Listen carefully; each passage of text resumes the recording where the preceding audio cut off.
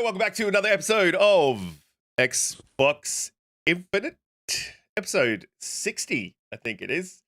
Unfortunately, not 59 or 69, but we're getting there. We're moving towards 69 at a relatively quick pace.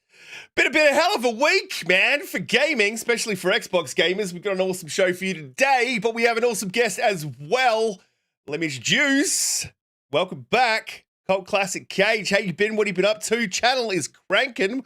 What have you been playing? Tell us about what you've been playing. Thanks so much for having me here. It's honestly the first time I was here, it was a really great experience. So the fact that you guys wanted me back, I had to, of course. But lately, man, I've been playing a lot of good stuff. I actually tried obviously Hi-Fi Rush when they stealth dropped it. That is a really cool game, man. I'm playing that this weekend. I just started playing a little bit of Dead Space the remake. That's a gem right there, man. That is like possibly the new standard for remakes. And I started playing Vampire Survivors like a week ago, and yeah, that game is just simply crack. To sum that up. And I always throw in a little bit of Fortnite, and yeah, it just about sums up what I've been up to. Yeah, Fortnite's crack as well. I won't touch It Vampire is. Survivors because I'm worried about what will happen to my life. You can only have one addiction at a time. Yeah, and I think Fortnite's going to be mine for the minute. DoomCutie, how you doing? Welcome back. How's your week? What have you been playing? Oh my goodness. Hi everyone. Hi panel. Hi Cassie for being here. So lovely to have you again. This week, oh my gosh, I've been absolutely loving Hi-Fi Rush, and everyone else has been too. I know it's everywhere, but you know what? It's just so good. I just love it so much, and I didn't think I would. You know what? When I saw it on Developer Direct, I was like, maybe. Like it looks cute, but then I played it and I was like, this is so much fun. So yeah, I can't wait to finish that and yeah, get this find out what happens in the end. No spoilers, anyone, if you have finished it.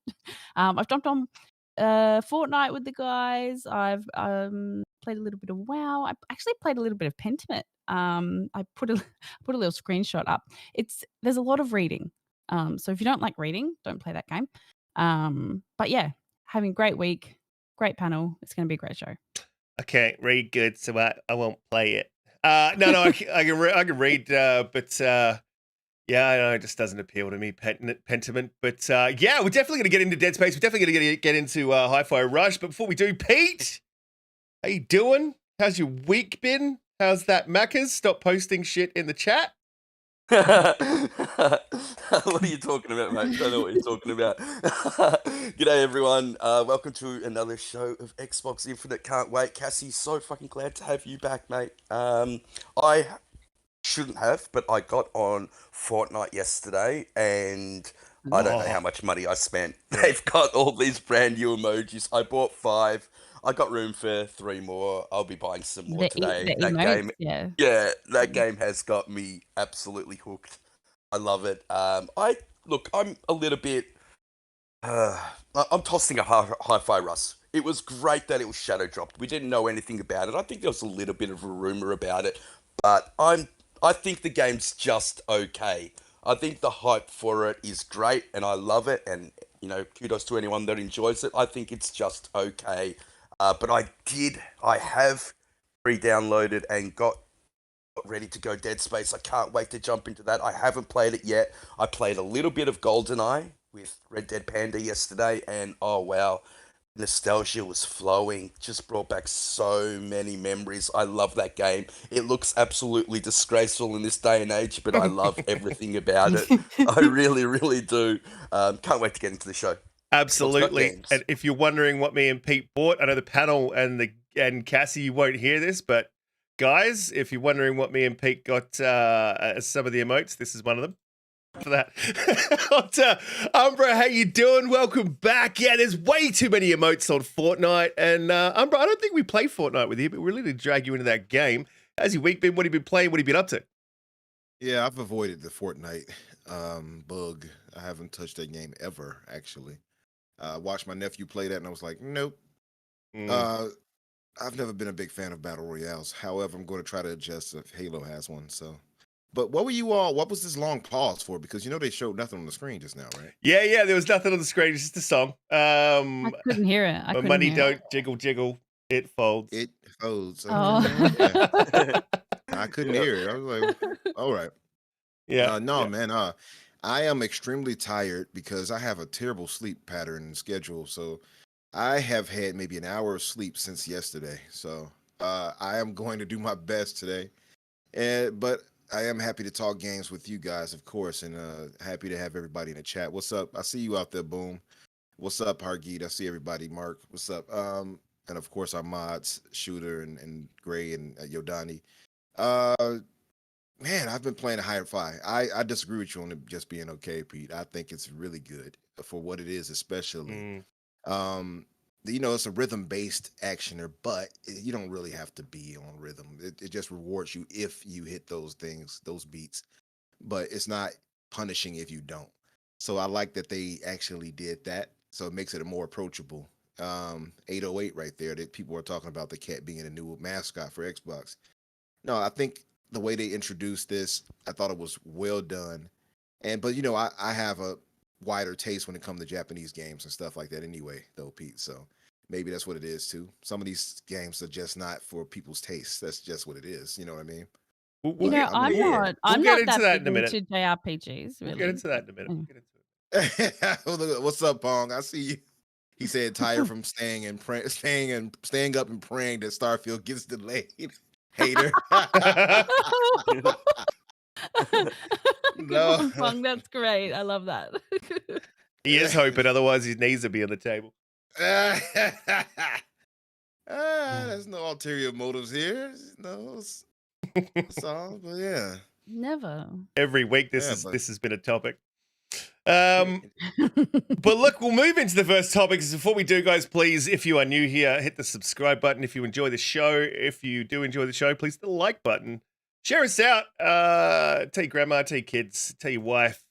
Before we do move into the first topic, though, we got a couple of super chats. I'll just call out. Shooter, a good friend and moderator of the show, says, good morning, Riskit, DoomCutie, two-legged and four-legged Jedi, Sir Infinite Umbra, and welcome Colt Classic Cage. Awesome, man. What's up, Shooter? Thanks for the $10, bro. You're an absolute champion. And Detective Seeds, welcome back. Haven't seen you for a little while. It's great to have you with us as always. He says, with a $20 super chat, he says, hope you all have a great weekend and get in some good gaming. Oh, there's so much to play right now. And the backlog just got pushed right to the back. Because Developer Direct dropped. And as we're just talking about, I suppose we can jump straight into that shadow drop. I'm with you, Umbra. I don't have a massive taste for Japanese games, but Hi-Fi Rush is pretty fun. I played about an hour of it so far. I've been busy. I've been working. I got things going on. But what I played, it grew on me. The more I played it, the more I liked it. And yeah, I like how no matter what happens, you're always hitting to the beat. And if you line it up with your button presses, you're rewarded, but you're not punished for missing it, right? Exactly. Mm-hmm. Yep. Yeah, it's absolutely great game. Cutie, I wanted to ask you, did you play, you said you played a little bit of Hi-Fi Rush. What were your thoughts on it? I've done 2 bosses, almost up to the 3rd. So I've played quite a lot. And like I said, JRPGs, like Japanese games in general, like I'm not normally into them. Like I don't read anime. I don't consume anime at all. And I really, really liked this. It was just the story. First of all, the whole premise of the story, like you're seeing it now, like this device lands on him and like a malfunction happens and it's not his fault. And I don't know. I guess he was trying to fix his arm so he could play guitar, I suppose. And just think it's so much fun. And even like other people have enjoyed watching me play it. Like my kids have liked watching me play it, and it's just really, really nice. And I think them shadow dropping it and also being able to keep it a secret for this time, like it didn't leak. I didn't hear anything about it. I suppose maybe it flew under the radar because I guess at first glance it doesn't seem like much. So maybe people didn't think it was that important. But I Yeah, the only mean, thing that leaked was like the name came out, and there was nothing to say that that was the thing. But that was the only thing we knew, and we did know they claimed that it was a rhythm based, action game. That's it. But we had no idea okay. it would look like this, or that it would be shadow dropped. That was a major Yeah, surprise. they did say it was like a sort of a spiritual Jet Set Radio successor was in the leak, and that's pretty much sort of what it is. I mean, it's not the same; it's a different type of game, hmm but it does have that vibe, right? It does. It has a Jet Set Radio slash No More Heroes. Somebody said too. What was that one game? I can't think of it. It's like a cheap $40 game. Not cheap, but I can't think of the name of it. But But I don't know. to me, It's it gives me the vibes of kind of like, I know people like, oh, it's not. He's making jokes. It's not like Sunset. It does give you the Sunset Overdrive vibes. Just the color palette. The color palette and the way the world looks. It's not. It's clearly not like it where you can grind on things the way that you would on there and all of that movement. But it does give you that because of the color palette and the way your character moves. Yeah, it does. It gives me those feels for sure. Cole, I don't know, but it's smart. It's a smart. I think it's a really smart, funny, cute, awesome game. So It is. I like it. absolutely. And it's Cage, charming. It's got a charm to it too, I would say. Cage, you said you played a fair bit of it. What were your thoughts on the Shadow Drop from Developer Direct? Well, honestly, Tango doesn't, in my opinion, I don't think that they've ever put out like a bad game. Some of it's kind of been like one of these things where like some people are okay with it or like their games. I actually do like Ghostwire Tokyo, and to me, I think they're a pretty quality development team, and this game is like right up my alley. I like little stuff like this. It's a bit of a hack and slash to a rhythm, and I think the art style is very pretty. But honestly, to stealth drop a game that actually works on PC, because unfortunately, a lot of devs just treat us PC gamers like we ain't shit. So, As to, they should. No, you're uh, right. honestly, you'll it's join us soon refreshing. enough. It's genuinely refreshing that we get games that actually work day one and not launch now fix later deal. So to me that means more to me than anything personally. But the game overall is fun. It's like it's like music heavy with upbeat beat. So it's like when you're playing it, it's kind of like I'm just in my happy place, and I really am. I'm into it, man. I beat the first boss. This weekend is a weekend of gaming for me, so I'm definitely hyped to put some work in on this game because there's definitely something here, man. Honestly, if you're like put off by the game because oh, it's a rhythm game, don't let that dissuade you. I have no ear at all. Like I'm terrible when it comes to rhythm and music. I can't dance in real life. I will never attempt to, but I will say that this game is very welcoming despite despite my inability to get with a rhythm, if it be with like visual cues or just like giving you hints and stuff. Like overall, it does a really good job. Yeah, I think it's like I said, it just grew on me more. I played it, but I've only put in about an hour into it because obviously there was another drop that, if anyone knows me, knows I'm a humongous fan of. So that kind of took my time away. But I definitely plan to go back and finish this in the next week or so because it's about an 11-hour game, about a 10-hour game-ish, I think, from what I've heard. And Bobby Hawk, yeah, we're going to talk about that real soon. Pretty interesting. Pete, what were your thoughts on Hi-Fi Rush? And we'll jump into the rest of the topic. Money don't jiggle, it folds. Yeah, look, I think it's okay. Like I said in my intro, I don't think it's anything special. I enjoy the exploration. I enjoy the double jump. I think the combat's okay. I like that they don't penalize you for not hitting the rhythm. I'm struggling. I've got that thing down at the bottom to help me, but I'm not great at it. I think what made this game really special is the shadow drop aspect of it. I thought the show was amazing, and we'll get into that a little bit later, but we didn't really expect this. And so I think that's why everyone's really hyped up for it. You know, we had a game to download then and there on Game Pass. 10 minutes after the show, everybody jumped in, played it together. I was in a big watch party when The event was on, so we all downloaded this at the same time. We all jumped in, and it was cool. It's Sunset Over. It's a little bit Sunset Overdrive. It's a little bit Crackdown 3. It's a little bit, of its own thing. It's got a little bit of personality. I don't really like the guy's personality in saying that, but it's just okay to me. Just okay. Well, speaking of the direct, let's talk about that a little bit because look. So Keeley dropped a poll, and I think it was sitting at last I looked at it. It was around about 50% sitting in the A and B, and around about 50% sitting in the D and C. And I do not understand how you could possibly put that developer direct into a CD kind of spot. And I'm interested to hear what the panel thought of it, because I actually haven't spoken to you guys really about the direct much at all. But I thought it was bang on. They told us what they were going to bring, and they brought more. They brought the Hi-Fi Rush Shadow Drop, and that was a huge cap off. I think that was amazing for them to do that. There was a negative in the show, but I think there was only one. Minecraft, personally, don't care. I do like RTSs, but I don't like blocky graphics. It's just never been my thing. You're gonna be in it. Honestly, I think if we all jumped in to Minecraft Legends, we would have a great time. It's like we have to siege each other's towers. It's like I think it's gonna be a lot of fun. I would rather shove a struck match up my chap's eye. But I'm gonna all right. Sorry, someone clip that and this is literally you will jump into this game, I reckon, and you will like it, just like you jumped into Fortnite and actually like it. So no, Minecraft is for children.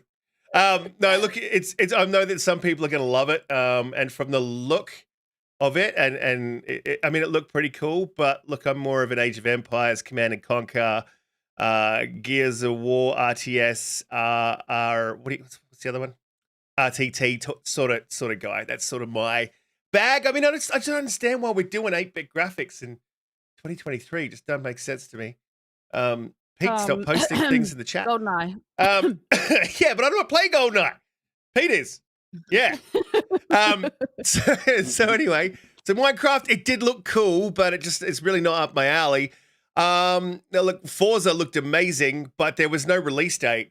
So I wanted to talk on that a little bit. And listen, I've got a bit of a take on this, and I know that you guys might be a little bit surprised. So we've had these conversations about Starfield, and I've said many times that Starfield must release on time and at quality. They made a promise, they have to keep it. I don't necessarily think that is the same for Forza.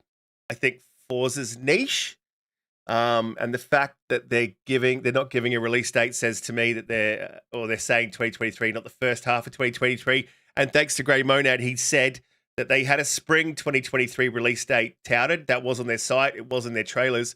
They've since removed that. They've since removed that from the site. So it no longer says spring 2023. So it says to me that's going to be late. And Phil Spencer had an interview, I think it was earlier in the day, if you're in America. And he also sort of hinted at the fact that they're still working on the quality of the game, and that's the most important thing. It's good to hear him say that. I don't think it's a massive L for Xbox, unless they don't release Starfield in the first 6 months, like they in that 12-month period, like they promised. I think Starfield has to be in that window. They've put it on the box. It's the one they've pushed forward. It seems to be the new tentpole. We haven't even played it yet, but it seems to be that new tentpole sort of title. I think it needs to drop on time and at quality. I don't think the same is true of Forza, but we haven't got Cassie's version on what she thinks with Starfield, and is having Forza drop outside that 12-month window a big L. So I just wanted to ask you what your thoughts were on Starfield. How does it have to land? And Forza, how does that, is that a big L for Xbox that they're not going to nail that 12-month release window? So in regards to Starfield, I mean, it's one of those things where I'm kind of like a beat up Bethesda fan at this point. So to me, when I look at Starfield, I think of, oh god, just please don't be a Fallout 4 launch or Fallout 76. Like, this game has to be in working order, because if not, I'm probably gonna burst a blood vessel if I'm completely honest. At this point, they've pushed this game back so much now that it's like you have to. At this point, you've already kind of lost that battle in my mind. Just make sure that the game is in good working order. I mean, if it doesn't come out this year, that in the eyes of the gamers, it's gonna be, it's probably gonna be ugly for Xbox. To me, at this point, I don't care so much. I would like for it to be working on PC and get to the modding and all that stuff. And hopefully there's a good story experience there for me to be had, because I used to be huge into Bethesda's open world RPGs. Now, not as much anymore, man. Like Fallout 4 kind of beat me to the brink in terms of just like my love and my ability to kind of just overlook Bethesda's in-house like flaws. In regards to like what would be the second part of your question? I'm sorry. Is it a big L for Forza to not land in the 12-month window? So like this year? Yeah, no. So since they announced it at the show, I don't know if you remember, they had that sort of E3 style show where they said this is what's coming in the next 12 months. Forza was one of those games, and now it seems like it's going to be landing late 2023 as opposed to the first half of 2023 as promised. Mm. Yeah, I mean, it's kind of honestly, I don't really think it's gonna be a big deal if it doesn't land. Look, I'm not too sure. Honestly, I'm not a racing sim person. I prefer the arcade racers. So when Horizon comes out, I'm there for it. When Motorsport comes out, I don't dive into that at all, really. But the game does look really good. I know that there are a lot of like racing sim fans that are highly anticipating this game. If it doesn't come like at this point, to me, I'm happy if Xbox just has consistent releases. But if it comes to the point where there's some sort of drought and we're sitting in like August and there's no Forza Motorsport, I mean, people are gonna feel some type of way about it naturally. So, I mean, I think that they'll be if the game doesn't come out like right in within that 12-month target. I mean, if they come close to it, I think it'll be cool. But just keep the consistent flow of games coming, man. That's to me the most important thing, personally. Absolutely. We had a bit of this debate. Sorry to cut you off, Riz, but I was going to say we had a bit of this debate back and forth, all of us, and I was saying to Risk on it, like I definitely get his point, but like I feel like if those games are going to be pushed out, Forza or Starfield, if those are going to be pushed out a bit, then I feel like hey, they need that time to get that game right. So like stretch those out, but then it does become the point that like other games are going to be pushed out because Hellblade 2 might now, if let's say for instance, Starfield and Forza come out in the fall, then Hellblade 2 might be pushed into the next year. So that's there are things that could be pushed. Nah, Umbra, I think you're wrong. It's possible. Nah, just I saying, think like, it's honestly, definitely I think I mean, you no. mean that they're willing to actually sit on the game? Well, they're going to have to, Cassie, like because they've got too much coming out. They want to release a game every quarter. The only thing that I'll say about that, Umbra, is and I usually don't say this, they are very different games with very different demographics. Yeah. I would look. I think. Okay, there has been some changes to the release date of, and it's not called Forza Motorsport 8 anymore. It's just Forza Motorsport. They've changed it. So yeah, they've taken down a lot of the information that was presented to them when they presented it at the time. That was what they did. But the interview with Phil Spencer that IGN did just recently, he did say that it will be releasing in 2023. Now that has changed from the original spring that we've been told in previous showcases, and obviously, in this developer direct, we've been told 2023. So also, if you do look at the previous releases, they were always in America's fall and our spring. So For Forza releases, right? yes, that's right. Yeah. So Yeah. in the It's always past, they October, have September, or November. September, October, like that sort of time frame. I So don't know why I said it backwards, but yeah, I said October and September. Anyway, yeah. So yeah. So, Yeah, so and I think that would I be a am good date for them. Yeah, well, let so Cutie get a I buzz out. do. Go, So Cutie. so I do think that will be. I do think that will be the release. I'm predicting one of those 2 months. I can definitely see that. And Yeah. and I don't think Starfield's delayed simply because I think they are exhausting all of their resources into that game. They're spending a lot of their time on it. So it potentially, it may have, been put to the wayside, and I don't know how the funding works and all that kind of stuff. But, I think Starfield will be on time, and I think Forza Motorsport has taken some of that. Well, listen, just What's on that, time I for just you, Cutie? before we move, Starfield. before Cutie gives anything either as well, there's a bit of a leak that just sort of happened right now as we're talking on the show.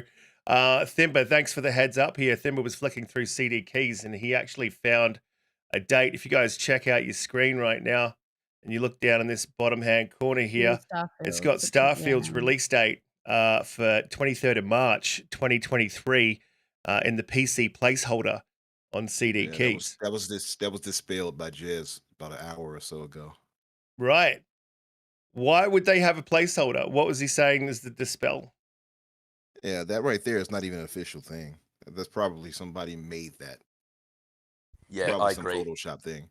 Yeah, it's a Yeah. date But, that like, everyone's what's the gone odds? for That's as well. no. This is Yeah. the CD It's too keys site. coincidental. So, no, it's not coincidental. This is the site CD keys. I went into the Oh, site. you actually on the site and it's I'm actually showing it, on the site. Yeah, this is the placeholder for Starfield on PC. There isn't a Starfield on Xbox, so I don't know. That's pretty If it's not compelling. I thought it was just an image, but yeah, if it's actually on the site, that gives it more credence. But I saw Jez already come out and say he feels like he's let me see Yeah, if I can it find has his it here, exact tweet. 23rd of March.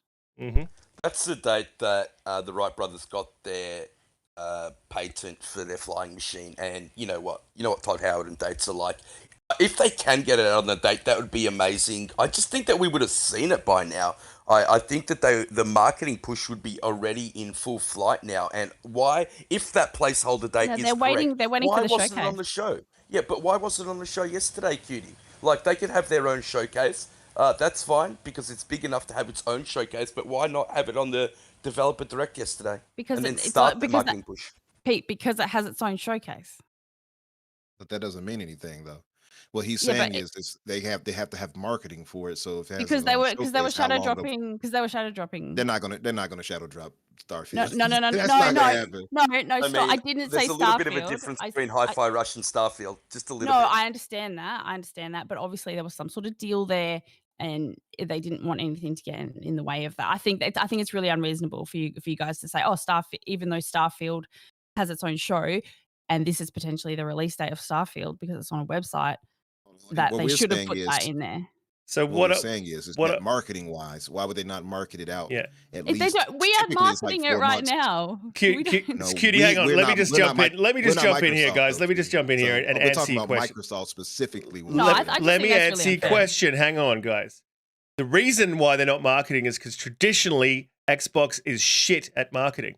That's the reason. Everyone seems to have this that you guys seem to have. Everyone does seems to say, oh, they need time to market. They haven't marketed a fucking thing.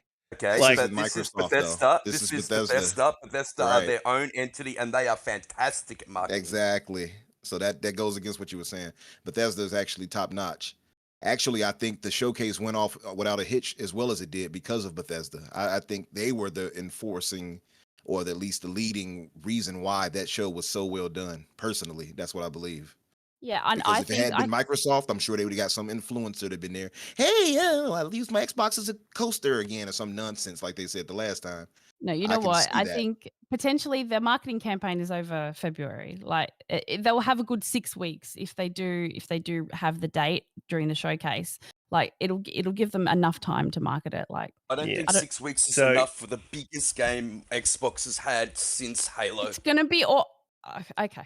I don't definitely either. I definitely think it is. You I'm gonna guys agree to disagree. You guys are dispelling the fact that they might already have the marketing wheels turning. Just because stuff's not up yet with release dates doesn't mean they don't have posters made up. They don't have bus stops bought out. They don't have all the stuff, all the ads made up. You're very dispelling sort of how marketing works. It doesn't just happen in a second. They would be winding up the wheels over time. Just because they're not marketing it now is probably because they haven't got a release date Especially, for I it don't yet. know, like we've seen We're it. talking about. I but the think point these we're guys are saying more is- worried about their knees than the date of the No, game Yeah, no. me releasing. too. Me too. But the thing is like Risk, the whole thing, and I'm gonna get to your point too, Mark. You made the statement in the chat, but the thing is typically when it comes to major releases like this, especially Bethesda, it's been a 4-month thing always. That has not changed. So now, why would it now change? So Mark said, exactly. he says they don't have to market it; they already have the game paid for with your Game Pass money. Now that makes no sense to me because this is not, for instance, Hi-Fi Rush. This is one of the biggest games they've ever had on the platform of all time. You don't not market that game. Potentially. That and whole we've thought that seen- because it's on Game Pass, you don't have to market it. No, No, that no. does not hold true for this. Umbra. I mean, they're marketing Forza, they're marketing that, but they're not going to market Starfield. No, that's not how that works. Yeah, Are cutie. they marketing Forza? Where? They marketed it yesterday. Yeah, they had a whole special for it. So Yeah, but they have it had they do that every month. So hang on a minute. Let me It's ask. been Let me 6 ask. years but let, this is last let me solely ask for you a the new question then. Let me ask you a question then. Rebuilt from the ground up. And I'm going to bring Cassie in. You just said they marketed it yesterday, but yet you're saying That's part of it. they haven't had enough time to market Starfield. But then Well, in the the Todd same Howard in the interview. same Forza is Cutie, going to hang be on. delayed. But in the same breath, you're telling me that a show is enough to market Forza, but it's not enough Forza's to a known market quantity. Starfield. Forza. no, Well, let me hold on. Let me say that. Let me say this really quick because he challenged me. Let me give you why. Forza is a known commodity. Forza has been known about for years now. We know what we're going to get with Forza. Also, they showed it at the showcase. They had a next day thing for it where they did a deeper dive. They're going to have a deeper dive for it again at E3. You're going to know about Forza because Forza is more than likely hitting the second half. You say people don't know about That'll Starfield? be perfectly fine. I'm thinking Starfield is going to be delayed too. So I think Starfield is going to get that proper time too. That's my point. That goes to my point. I don't think that. Nah, Umbra, within you're it- wrong hold about on, Cutie. Forza marketing. Hold on. No, I'm not. So You my are. point is to say I'm not. So my thing is to say the reason why I believe that Forza is, not Forza, but Redfall. I'm not at Redfall. But you got Redfall that was shown. You have Forza that was shown. You have all these things in this showcase properly done. Redfall has actually begun proper marketing now lately, I would say. And that's clear because you can see its polish is ready. Starfield hasn't been getting that yet. And you're not going to have this major release come out Yeah. without That's that a happening. very good point, Umbra. And I want to add to that. I want to say that Redfall, it's a very good analogy because Redfall is a new IP as well as Starfield. And it's one of the big games that Microsoft got with the Bethesda acquisition. And they have been marketing this game very well, I think, Redfall. I think it's shown up very well. And we haven't even started into the cycle of Starfield because a lot of it's been negativity about the pushback and stuff. And so they need to push back against that and really show this game for what it is. And I think that it's going to be a minimum of 4-month marketing campaign. Hey, let me read this really quick. Let me read this really quick, Risk, about the CD Keys thing. So Jez says the listing on CD Keys suggests that the game is dropping on March 23rd, 2023. He said this would hit Microsoft's previous assertion that Starfield would hit in the first half of 2023. Blah, blah, blah. He says, however, the most likely reality here is that this is simply a placeholder date. Indeed, the CD Keys store listing says that the delivery platform for Starfield will be the Bethesda launcher, which has been shut down for over half a year. The likelihood that Microsoft has issued a hard launch date to retailers like CD Keys is absolutely minuscule and flies in the face of information we've received about Starfield's current development status. Jez is wrong. I don't believe that. I don't believe that's the. I don't believe that they. look, potentially, Umbra. If you think about it, why do you think they need a whole show? Maybe they are relaunching it. You know, What's like that? the Bethesda launcher. You talking? Please do not talk that into fruition. I'm just saying. I just had a meatball hero. I doubt don't want to regurgitate it. I doubt it, Judy. And the reason why I doubt they'll do that is because they have the Microsoft store. They're not going to use Bethesda for that. Yeah. Look, That's why I'd agree they with just that, got rid bro. of, by the way. I'd 100% agree with that. That's It's redundant. I don't think that they would relaunch with that. I think Starfield definitely deserves its own whole show. However, I think a month marketing cycle is plenty enough time Yeah, for Bethesda. They typically will drop a game a month out from sort of announcement or talk No, or from a show. they've never done that. 4 months, always. They've never done that ever. Yeah, Not me with look one this of up. their games ever. it's been about 4 months typically all the time. Yeah, the one what they did with Fallout 4 shocked the entire industry when they announced it in June at E3 and then released it in October, November with only a 4-month marketing cycle. And this is not for this is Fall that was Fallout. That was a known quantity. This is a brand new IP, the first new IP that Bethesda had in 25 years. It's gonna need a bigger marketing campaign than that. Pete, but agree. boys, what I want to ask you is, do you think that, I reckon it's gonna be 5 week between the showcase and if the game launches, right?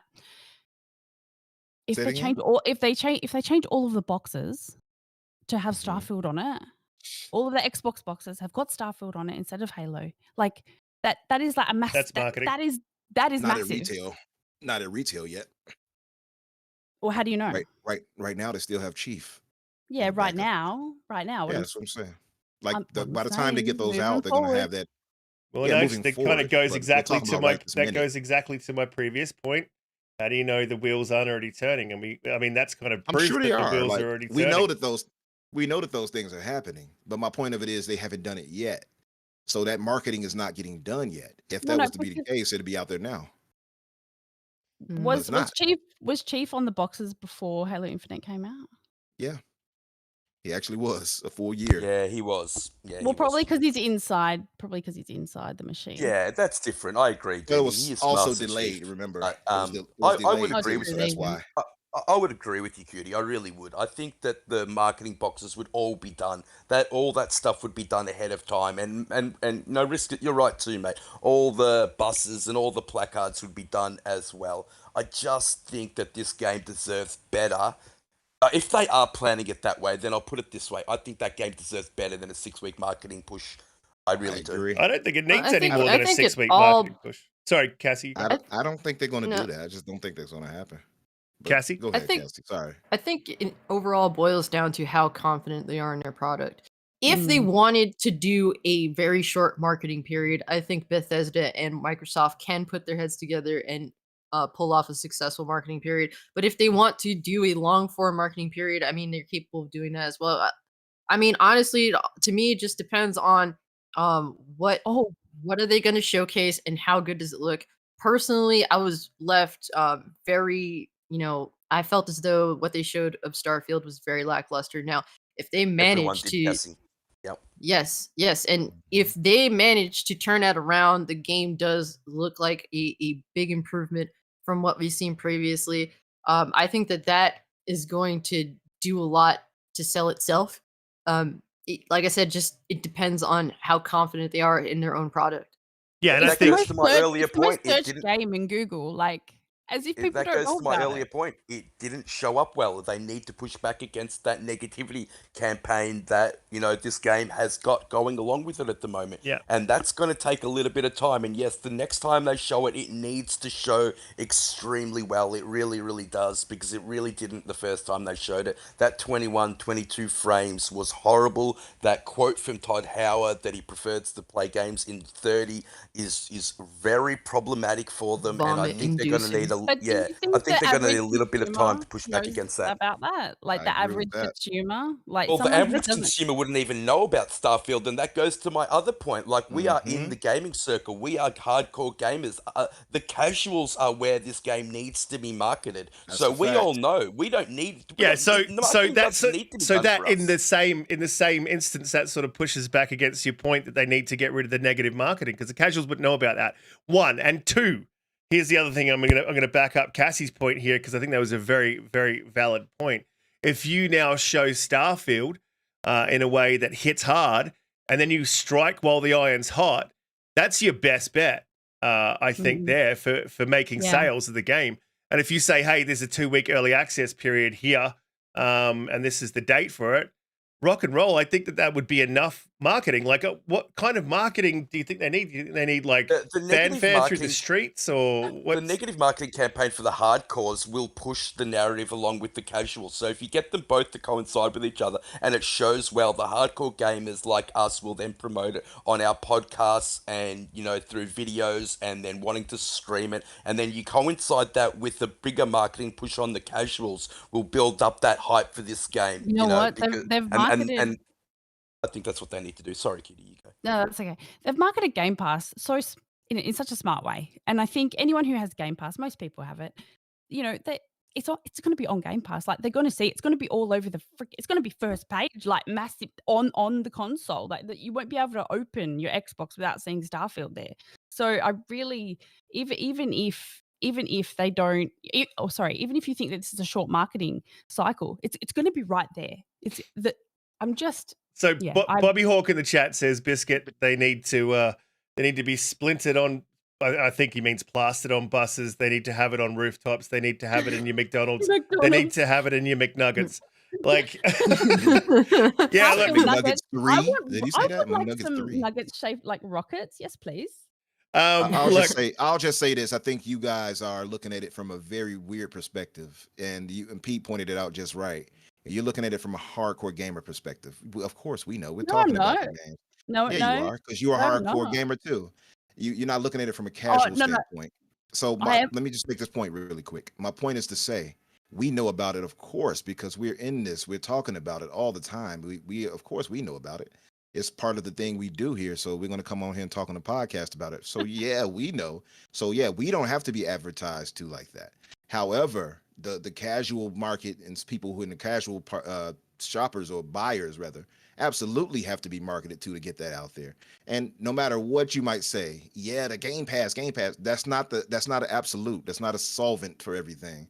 They still have to put marketing out for that game. They did the same for Halo. Halo is a major release. They got major marketing out for Halo. Halo was delayed, but they remember they had partnerships with all these different companies for chips. Yeah, but and what is Halo junk competing food. with? Hold on one second. Hold on.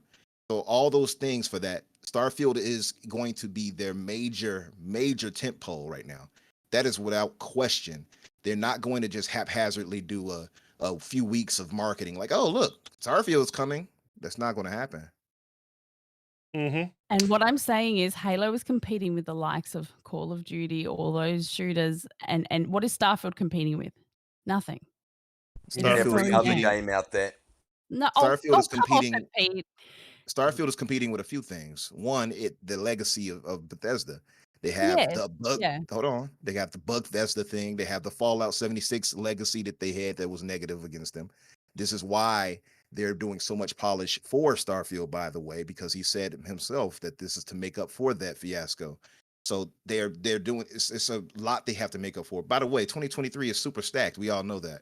So yeah, and not no matter that, what Umbra, yeah. Not only that, bro, but Starfield is a brand new IP. There is a reason why not many companies are making brand new IPs. In this day and age, it is incredibly expensive to make a AAA game, and that's why we're seeing a lot of sequels. We're seeing a lot of those things because people don't want to take the risks. This needs to be heavily marketed because the name needs to get out there. It's another reason why I just don't think that you guys are right. Yeah, sorry, guys. I've never been so passionate before. I don't know what's gotten into me. I'm glad that you're passionate. I'm loving it. I mean, I love it. Like, we're never always going to agree. That's not what we're here to do. We're here to give our opinion. I know. And so, listen, I'm going to say that we have spent a lot of shows and a lot of time on Starfield. I think you guys have made your point, but I think that your points are coloured by the fear of knees. And we're gonna, I think we should move on. And I'm going to ask. Sorry, Cassie. I am so confident that you're wrong on that. I'm so confident you're wrong. What's the offering? I would actually bet you money again which by the way I beat him. Your overconfidence is your weakness. In Your chat faith fight in night your friends champion. is yours. Yeah, Yes, I destroyed him in fight night, and I got that little collection of $10 from him. Look, So all I'm There's wanna know saying right always is now. room for a Star Wars. 2023 gamers are eating. We are eating. We are being fed as gamers. Finally. Nah, I don't want to hear that. They got to market this game. I don't want to hear that. Like we gonna be eating Oh, good. right, That's so in you the can be sick of neighborhood. it before the game Yeah, comes out? Applebee's. Absolutely not. Absolutely not. No, but they got to market this game. Let's just be real. Well, They can't I do a think, little, oh, it's honestly- on Game Pass, so that'll solve it. That's not how it works. I'm just telling you. Cassie. If they value this game, market past Final Fantasy 16, because that is a showstopper right there. Do not release this game around See? that time period, if I'm completely Yeah. honest with you. Yeah. Just stay the F away from Final Fantasy 16. Make sure the game is in full working order, and probably hit that. To me, if I was to release that game, like a late summer, sounds like a good time, in my opinion. If I was Final Fantasy, I'm not too worried about Final Fantasy. Yeah, neither. I would, because Final Fantasy, I know it's different developers having a crack at the game, but Final Fantasy 15 wasn't great, and I think this is the way I Look, see it. no. Hold on. Wait, Is Final Starfield Fantasy gonna be at the Super 15. Bowl? It made Final Fantasy 15 was a game that was made by a glorified AA developer. I'm sorry, I don't care what anyone says about that. We're talking Final Fantasy 16, potential game of the generation, made by a development team that's led by an individual that has made some of the best hack and slash gameplay ever. I tell you this, if Starfield and Final Fantasy 16 came out on the same day, I'm not touching my PC. I'm on my PS5 playing Final Fantasy 16. That looks like game of the generation to me. We'll say personally. Final Fantasy 16 is going to do numbers. That much I do agree with. It's not So, going to be Pete- much better received than 15. Pete, can That I much ask, agree. would a spot on the Super Bowl be enough? 100 million eyes on that game? Would that Oh, be 100%. That's Yeah. what it was $1 million a few years ago. I think it might be $3 million for a 30-second spot now. That's a lot of marketing budget. That's a lot for anybody. they need but 15 yeah, crazy. seconds. They wouldn't even need 30. Yeah, but Crazy we're expensive. But talking- that would be a way to. That would be a good we're way to talking market it if they Microsoft. brought yeah, it that'd this- be amazing This is- if they yeah. did that. And I Yeah. would love gaming to reach that level. I really do. I miss the days of It's at trams that being level. painted. should Yeah, be. but the marketing. I mean, yeah, I get a lot of. I actually get a lot of PlayStation ads now. If you look at my YouTube algorithms, it's all Xbox. It's very, very Xbox centric. I do watch a couple That's of so, PlayStation games here that's and so there. but strange. That's I'm so strange, seeing, Pete. yeah, I'm seeing Forspoken everywhere. I'm seeing a lot of PlayStation everywhere. That's typically where gaming has been marketed. If they could rise to that level of a Super Bowl spot, then kudos to them. That would be amazing.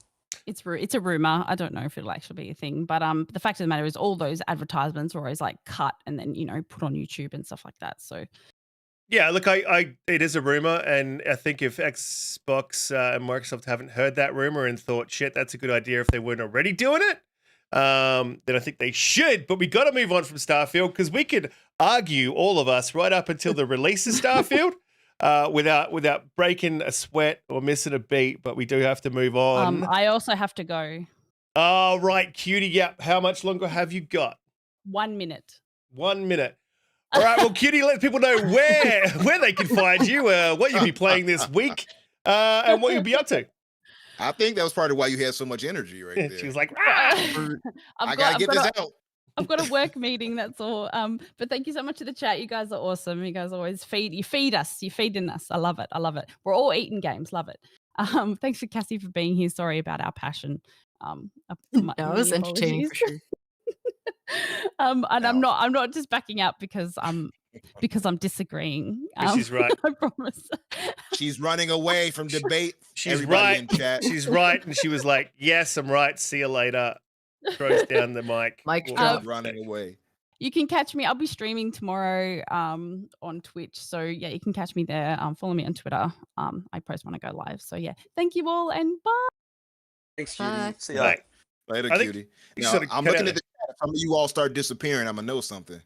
You all better still be in this chat for us. All the sips disappear. Look, listen, we got to move on to the next topic before. Well, not the next topic. I kind of want to finish this topic, because this topic was, look, I don't think it's an L for Forza, so I'll just quickly go to Umbra, quickly go to Pete. Guys, is it an L that we don't have a release date for Forza? I thought you'd Yeah, be that's into just, me about this. I thought you guys would be like, it's, oh, it's it's different for no, it's a little bit Starfield. of it's a bit Yeah, of an L it's for that. it's You got to definitely give an them the L. L for that one. Yeah. Yeah, I mean, listen. The thing is, though, like I don't know the whole plan for Forza, and I'm kind of loose on Forza because I'm not excited to have another Forza just yet. Seeing how we just had Forza Horizon 5, so it's not like I'm like, man, I need another racing game. So I'm kind of like, you know what I mean? But yeah, it's an L that they had this showcase, and that was the only one that didn't have a launch date. Yeah. Yeah, look, and look, you got me wrong, Riskit. I think that it was an Alpha Starfield as well, not releasing within the 12-month period. But my point has always been to release the game when it's ready. My point will always be that I will never change that point of view because I think that a bad game is always a bad game. That's true. And yes, it's 100% an L that they didn't have a release date for Forza. I believe that means it's not going to make that 12-month marketing campaign as well. That's two. Microsoft need to fix their game up when it comes to that. I get that there's been a lot of problems, but it's not good enough. But in saying that, my God, that game looked absolutely beautiful. Look crazy. 4K, 60, ray tracing with the audio, 500 cars, 20 environments, all at launch. If you are a sim racing fan, they have worked on the physics to no end. It's gone really, really deep. So all you physics loving fans out there, all you sim racers out there, this game is going to be something special. Yeah, the game looks insane, man. Over 800, looking at that right there, they said over 800 customization options for whatever parts for a car, 500 Mm. cars licensed, 20 tracks, 5 of them being new, all redone, remade from the ground 100 up, as new they love to cars. say. Yeah, Yep. crazy stuff, man. And they're going to have more later on. They're going to have drops for. So, Yep. I mean, the game is probably, not even probably, it's the most impressive racing game I've ever seen in my life. No question. It would be close to the most best game ever shown ever. Like the Yeah. game looked real to life, true to life. It was something beautiful. I had Yeah. myself on mute, and then I messed up my screens. Yeah, but I was gonna say, I didn't know what happened with you. just going back to the physics of this of the game, where like the intake of the engine is affected, like your speeds and your RPMs are affected by the temperature of the track. That's like insanity. Like that's insane physics, man. Yeah, And the the dirt more rubber on collection. the road, Yeah. the more rubber on the road is going to change the amount of grip you receive on different laps. The water, obviously, water's going to affect how much grip you Yeah. get, Where and the then you've day-night got the cycle, yeah.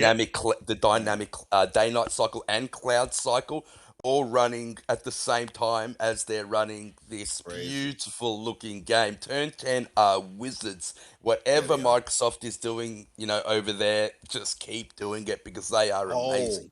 By the way, guys, I gotta say, seeing how great that game looked kind of made me doubt my whole Unreal Engine vibe I was on. I was like, maybe that Fable will look really, really good with this damn engine. Yeah, well, I was hopefully. like, damn. Hopefully it does. But Cassie, I wanted to ask you about the final thing that we sort of got from Xbox Developer Direct was a release date for Redfall. So I don't know if you're into Redfall, if that was your thing. What did you think of it? There was some negative press. People were saying it seemed to move a little bit slow. And whilst I've watched it back a few times, it is a thing with Bethesda. And the reloads seemed a little slow and methodical. I will say that. But the game looked amazing. I think if that may just be the way it's been shown. Yeah, I'm not really completely decided on that. What were your thoughts? So I was kind of like sus on Redfall, but I was interested specifically because it's co-op. And upon seeing it at this event, I'm more impressed with it now than I have been in the past. Like this game actually, like I could see myself playing it. I really love the gun designs, from the more realistic looking ones to the more like fantasy looking ones. The gun designs are really, really slick. Also, I really like the enemy designs. Like, a lot of these games tend to deal with like zombies. This one's like vampires, which I think is a nice change of pace.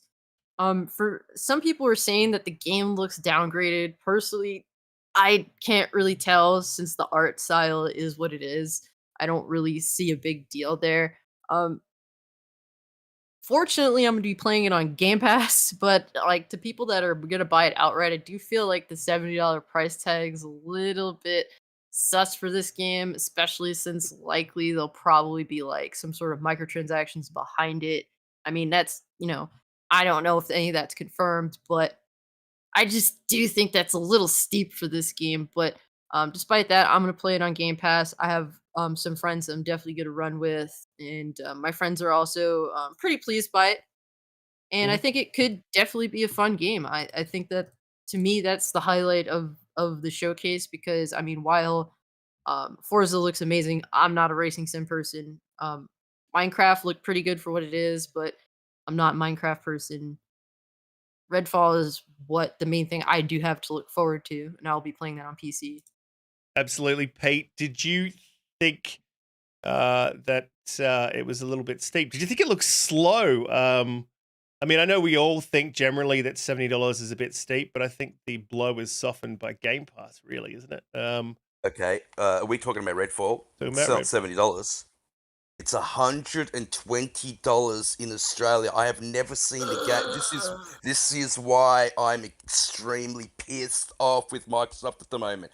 How much did we push back against $70 games when PlayStation first announced them? This is the equivalent of $80 games in America. It's a disgrace what they're doing. It's a disgrace. I don't know why there's not everybody calling this out.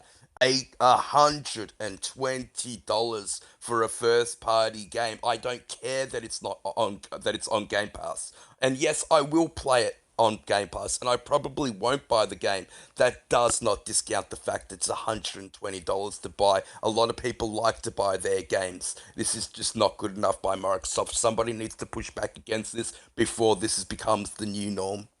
I hate it. $120 is the equivalent of $70 games with the tax. That's what we've always had. No, it's all our games have always been $110, Risk. Like from Call of Duty to 2K, that all did it first. They were all $110 Series X games. Yeah, so Miles Morales was $129 at retail. And this is at retail price. You can always go and get it cheaper physically, because I buy my PlayStation games physically. Yeah. When's the last time you played that much for a physical game? Not even EB or America's GameSpot sells them at that. The Last of Us recommended retail. The Last of Us recommended retail was $120 as well. But they never sold at that price physically. God of War was $120 as well. No, I got them cheaper because they bust each other down. They bust each other's balls. But like, this is the recommended. This is $70 game. And you can't do that digitally because there's no one else to compete against. So the price is the price. It really, really worries me. I don't want $120 games going forward. I think there needs to be pushback against that. I don't know if they've done the same thing in America. I just think it's way too much. Yeah, it's upsetting to hear the price that you all are quoting. It's like, sheesh, I don't want to pay 70. You all talking 120. I know it's different. Like our dollar get that is Australian higher. tax. We get that Australian. I know. She's and our back. dollar is higher too. I am back. Welcome back. She came back for me. I told her to come back. You don't get an outro. Yeah, that's it. You've had your outro. No, that's okay. I'll just go. Yeah, look, I don't. No, like, that's I'm it, Mac. looking. And then you add the $10. Sorry, Cutie. So $70 in US is $98.52, and then you add the 10% GST, which puts it at $110. And they're making $10 more dollars out of Australia, like they always fucking do. And I'm sick of it. Yeah. So that's import tax, dude. You also get import tax, not just GST that gets added on. So we don't have a free trade agreement with America. No, I know, but I didn't think there was an import tax with digital. No, but I'm not sure. Yeah, they do. They do an import tax with digital games. They don't do an import. I think Xbox cops the digital import tax on Game Pass. Weirdly, sorry, Cutie. I know you've been trying to jump in. What were you saying? Okay. What were you saying? No, I was gonna say, like, for $120, like, don't even get like a cool anything. Like, it's all in-game stuff. Like, there needed to be something else for me to justify buying that. Yeah, I think that's rubbish. Are you ready to? Are you ready to really freak out, because the Bite Back edition is $164.95 Australian. I know, and you is that for the extra heroes, right? Yeah, so you get all the shit from the other one, and you get Hero Pass with 2 future heroes, which we don't even get yet. So when it lands, you don't get them. You're like paying for hope. Yeah. Yeah, Yeah. you're paying for hope. Things for something that isn't even out yet. Yeah, look, it's we've seen it before. Like, I mean, I don't want to talk about Forspoken, but Forspoken's very expensive for what it is. So I just, yeah, That game I was am- $10. It'd be very expensive for what it I is. swear. Yeah, I mean, I know what you said, Riskit, but 2K when they launched at 110, and it was what a 90 or 100 on the Xbox One version. So this is the first time we've seen this on Xbox, and it's a first party game, which makes it worse. Yeah, so Well, they're doing that so whole shift now. So I do have to $70. say, just before you go, yeah, this is the first $70 game they're launching, or that they've given us a Yeah. release date that's dropping in the thing. So this is what $70 is going to be for Australia. However, Yeah. I'm not disagreeing with you and saying that it's fine, because it's not fine. I'm not saying that at all. I'm just saying, like, this is what you need to expect. Like, this is this is how it is our moving forward. yeah, this so is the our price- the equivalence price hike, yeah. of 70. So yeah, this is like Well, fucking terrible. what have they changed their equivalent of 70? Because Call of Duty, 2K, all were 110. There are numerous examples of $110 games, and I was unhappy about that. Now But I'm did getting they announce the 120. price? Did they announce the price hike before or after that came out? Well, that was for third-party games. Yeah, so so 2K third-party were services, one of the yeah. first Oh, companies yeah. to do it. So they did it with the 2K game. Call of Duty did it also. So it was $10 more for the Series XS versions. And yeah, I did pay that for Call of Duty because it doesn't come on Game Pass. And so, and I'm not happy about it. This seems like it's going to be the industry norm in Australia, and I just don't think if we raise the point, and if nobody arcs up against it, then this is the way. But it's the future. GST. It's not. That's a political thing. That's not something Yeah. in gaming. You're That's right. Everything. Yeah, He's right. He is Yeah, right, though. but You're right, why- because it was 110 for Call of Duty. I'm just madly looking up different games in the background. It was 109.95. So, and that was a $70 game. So that's kind of weird. This might have something to do with inflation. Yeah, $40. Yeah, I so was thinking that as well, Risk. I Yeah. think that's why they might have done it as well, and that's what I'm saying. Like, the money, the actual dollar value of the Australian dollar has not changed. Yeah. The equivalent, so like, if it is an inflation thing, then they're just getting an extra $10 off Australians, like they always seem to do. Like, we're always the ones that cop it, mate. Like, and I'm sick of it. No, I agree. And you're I agree. right. Game Pass is a fantastic price for Australia. It's $16.95 for Ultimate. And I don't know how much in America, but it's like they basically eat the GST, Microsoft, and they are very, Nah, very good to yeah. us when it comes to that. honestly, guys, get Game Pass. Pay for the upgrade. Done. Yeah, look, and you'll probably get a bit of a discount when you have Game Pass, and I think that brings it down to about 109. Maybe that's what they're doing. Maybe they're chucking that extra cost onto the game, and then hoping that everyone gets Game Pass, and it'd be $108 with the 10% discount. Because if you don't know, first parties get, and a lot of third parties do also get a 10% discount if you have Game Pass. So maybe that's what they're sort of aiming at with this. Maybe they are, and it is a dirty tactic. Like, I have to agree, it's a dirty tactic to funnel gamers into Game Pass by making the games too expensive for them to buy. I don't like that. I don't like that at all. So I completely agree with you, Pete. You guys you're wanted on them to point. be more aggressive. I don't know. Not with the gamers, Cutie, with PlayStation. Not at us. Jesus. You guys, come on. We all have Game Pass. We're going to be fine. Like, you can get a free that's trial of not- Game Pass. That's and not get- my point. Yeah. I mean, and that shouldn't even come into the equation. I don't like that narrative. I really, really don't, and I'll push back against it. It's just all the retail time. stuff. I reckon it's just retail stuff. Yeah, people like buying physical. People like buying their Yeah, games I like and owning physical. them. Yeah, Cutie, yeah. That's a great way of But now I have a supporting the Series S, developer. so Yeah. I think Redfall looks amazing. I'm gonna play it day one. Don't get me wrong. I've loved that game ever since I saw it. Can't wait to jump into it with you guys. But $120 is too much. It's just the principle of how much can you possibly charge for a video game to when you're starting to consider, well, like literally if I buy like this feels like the price of a console it's getting close to. Like it's just In the this fundamental economy, thought Cassie, process of as well. how much yeah. Yeah, exactly, man. It's rough out here. It's almost half a Series S. Like honestly, and I laughed when you guys said $120, and it's not like to demean your situation. No, no, I no. just think For it's the so Redfall Bite Back edition is $164.95. Man, yeah, but Australian. I just want to clarify that when you guys said 120 for just the base game, Yeah. I laughed, and it's not in a demeaning way. It's just that like this feels like clown world to me when you're saying 120, and I come from America, so Down it's like under. It's down yeah, under. like it just seems like this is a fantasy and this is not real from how much we're saying a single video game costs. Yeah, It's not the only time that Australia has been hard done by prices. It really isn't. yeah, it I've seen absolutely it is. so much. Especially when it Yeah, comes I to doubt like you'd tech. see- Yeah, it You'll gets see slammed. like no one in Australia with like the Dead Space Collector's Edition because Yeah. the price of that was insane. Yeah.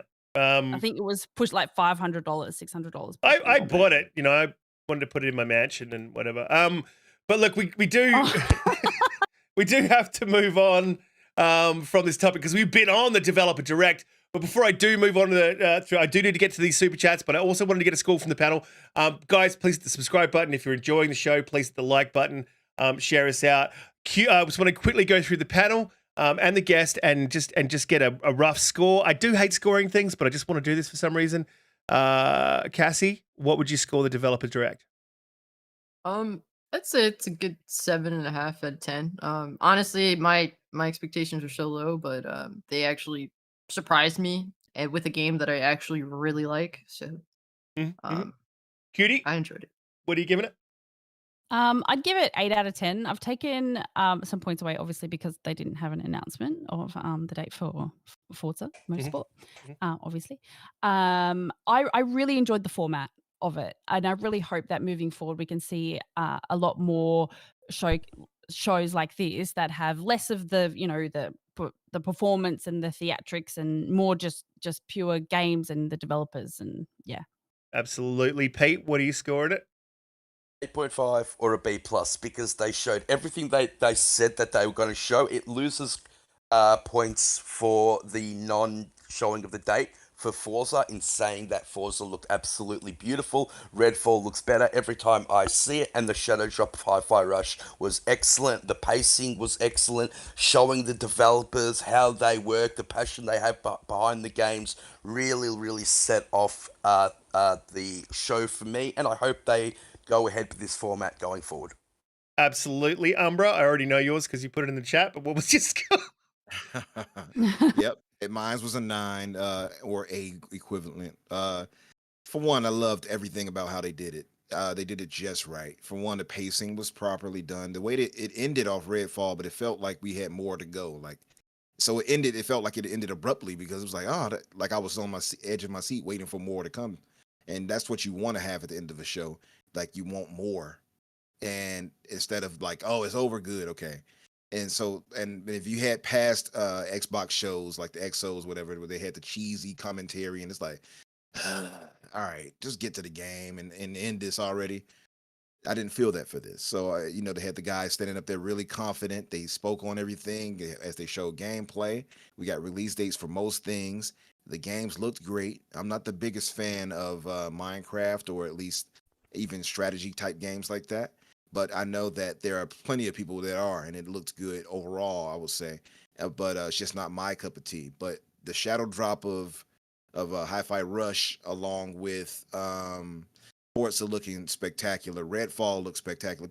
I hear people keep saying that like Redfall, like you pointed out, Cassie, that it looked downgraded, and I'm like, how? How did it? It looked the exact same. Mm-hmm. You guys gone back and watched it in 4K? I did. It looks amazing. The particle effects look dope. Everything looks. I don't know what they're talking about. I think it's just FUD brought on by Who brothers. I'm pretty sure that's what it is. But I'm gonna have it looks really nightmares. good. Jesus, Riskit. Oh my gosh. She's like, don't trample on me, don't trample on me. But no, yeah, like I thought they did a really, really great job. So I give them a 9, not only because of like the shadow drop and the game's looking good, but because the presentation and the flow of the showcase was really well done, and they need to continue that. And they need to hear that we liked the way they did this, so they can continue in this way, not go back to the way they were. Absolutely, Bobby. Yes, he Bobby. did just say. Bobby- Yes, he did. Bobby disagrees with you. He says that it's definitely downgraded. Look, before I give my opinion, I'll just say the poll for does Bethesda need a 4-month marketing cycle ended at 69% for no and 31% for yes. Winner, winner, chicken dinner. I want Look, to point out that most of the Winner. people that did that, the simps are the ones that voted no because Cutie said no. Just It's all good. I mean, So it they just don't means count. that more people are going to be wrong, Umbra. I mean, Exactly. it's all good Yeah. Yeah, but it's 69, so that wins automatically. 69, dude. though. Dinner for two. Look, my thoughts on it was pretty much in line with Umbra. I would say that the show was a 9 for me, purely because of the shadow drop. Would have got a 10 if we had the Forza release date, because Yeah, it was yeah, you're right. exactly what they promised they would deliver, and they gave us more. That's it. Like, you set the expectation, you delivered on the expectation, and then you exceeded it, but you lost a point because of that whole Forza release date. So to me, it was a 10. And yeah, Minecraft is not for me. Forza's probably not going to be my thing because it's a sim racer. It just doesn't usually do it for me, but might be. We'll see. I wanted to move on to the next topic. Before I do, I'm going to jump over to the super chats. But whilst I'm doing that, I'm also going to be typing in, was the show, give us an A. If you think it's an A, yes. If you think it's a B, hit no. So A, yes. B, no. Post and read. Moving on, Riskit's stalling. So Gerald Mack with $2 super chat. He says, shout out to the Xbox Infinite podcast. Salute to you guys. Thank you so much for the $2 super chat. Mark from Legendary Drops with a $5 super chat says, PC doesn't have to hope for a performance mode. Plebs, you son of a biscuit. Fuck you, Mark. No, Mark's fantastic. Thank you for the $5 super chat. Jay Rembert with the $5 super chat. Shout out to the homie Riskit. Loved you on WBG podcast, man. I had a great time. I'm surprised. Oh, yeah, Elder Scrolls. I'm surprised anyone loved me over there. I got fully attacked by the chat and loved every minute of it. Console warring is my thing. So please attack me. Mark from Legendary Jobs with another $5 super chat says, the showcase for Redfall was for Redfall. It got the most time. Yes, I believe that's probably the case. That was the thing that they leaned on the most, and I thought it looked fantastic. Udani Quazada with a $50 super chat. Udani, thank you so much. That's absolutely amazing. You guys in the chat are absolute champions. Udani, that's huge. He said, doing the math, I'm starting to think Game Pass is an absolute must-have for hardcore, non-forever physical gamers and casual gamers' best friend. Netflix carries the old school stuff film buffs love, but the water cooler fodder for the casuals. Yeah, look, I think if they start dropping that first party sort of stuff, you know, that's your big hits right there. I think that's going to be what's going to carry Game Pass forward. Huggy Channing with a $5 super chat. He says, you can upgrade to the Bite Back edition for Redfall if you have Game Pass. It's $27 USD. Yeah, which I think Cutie then said in Australia, it's $40 for us. It's craziness, the prices. Yeah. Pete, you're absolutely right. Regardless of the reason, we should never be having games at $120, especially games like Forspoken. Cassie, I wanted to get sort of your opinion, and look, I want to just sit on this real quickly and sort of move on to some more positive news. But look, personally, Forspoken got absolutely slayed in reviews. It's sitting currently, I believe, at 69. 69, dude, this number keeps coming up, which is partly positive. But I've played the demo. It was just devoid of any sort of weight to the combat. The incessant talking from both Cuff and the protagonist was extremely annoying. The AI was just ridiculous. Like I was saying, a dealer on RDX, like they didn't even turn around. Like I was beating the shit out of an AI and he didn't even turn around to face me. It was very disrespectful. I didn't appreciate it. Yeah. The traversal, some people have said the traversal's kind of cool, but I found it really buggy. And one thing that you can't do is, because when you're traversing, you need to hold down the circle button. You can't turn the camera. So you sort of need to aim and traverse when you're going up the sides of mountains or hills. And it made it really awkward to try to jump from point to point. Yeah, so the controls weren't great. The combat wasn't great. The AI wasn't great. And graphically, it was a huge, you want to talk about downgrades, huge downgrade from what we saw when it was shown earlier. So, look, I hate to see games do badly. I don't care if they're on PlayStation or Xbox, but like, I just can't believe anyone's out there in the community capping for this one, trying to say it's a great game, and it's still going on. Just stop the cap, man. Like, a shit game's a shit game. Just tell the developers the truth so they can either fix it or get better and move on. Cassie, what were your thoughts on Forspoken?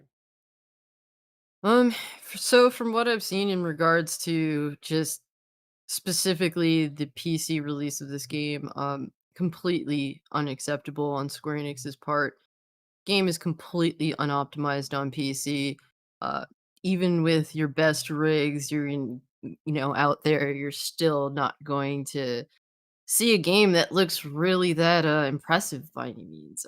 If I played this demo on PS5 when it dropped the demo, and the highlight was I did like the boss fight there, but just the game, no matter what mode I put it in, it just looked funny, or the frame rate was just really inconsistent.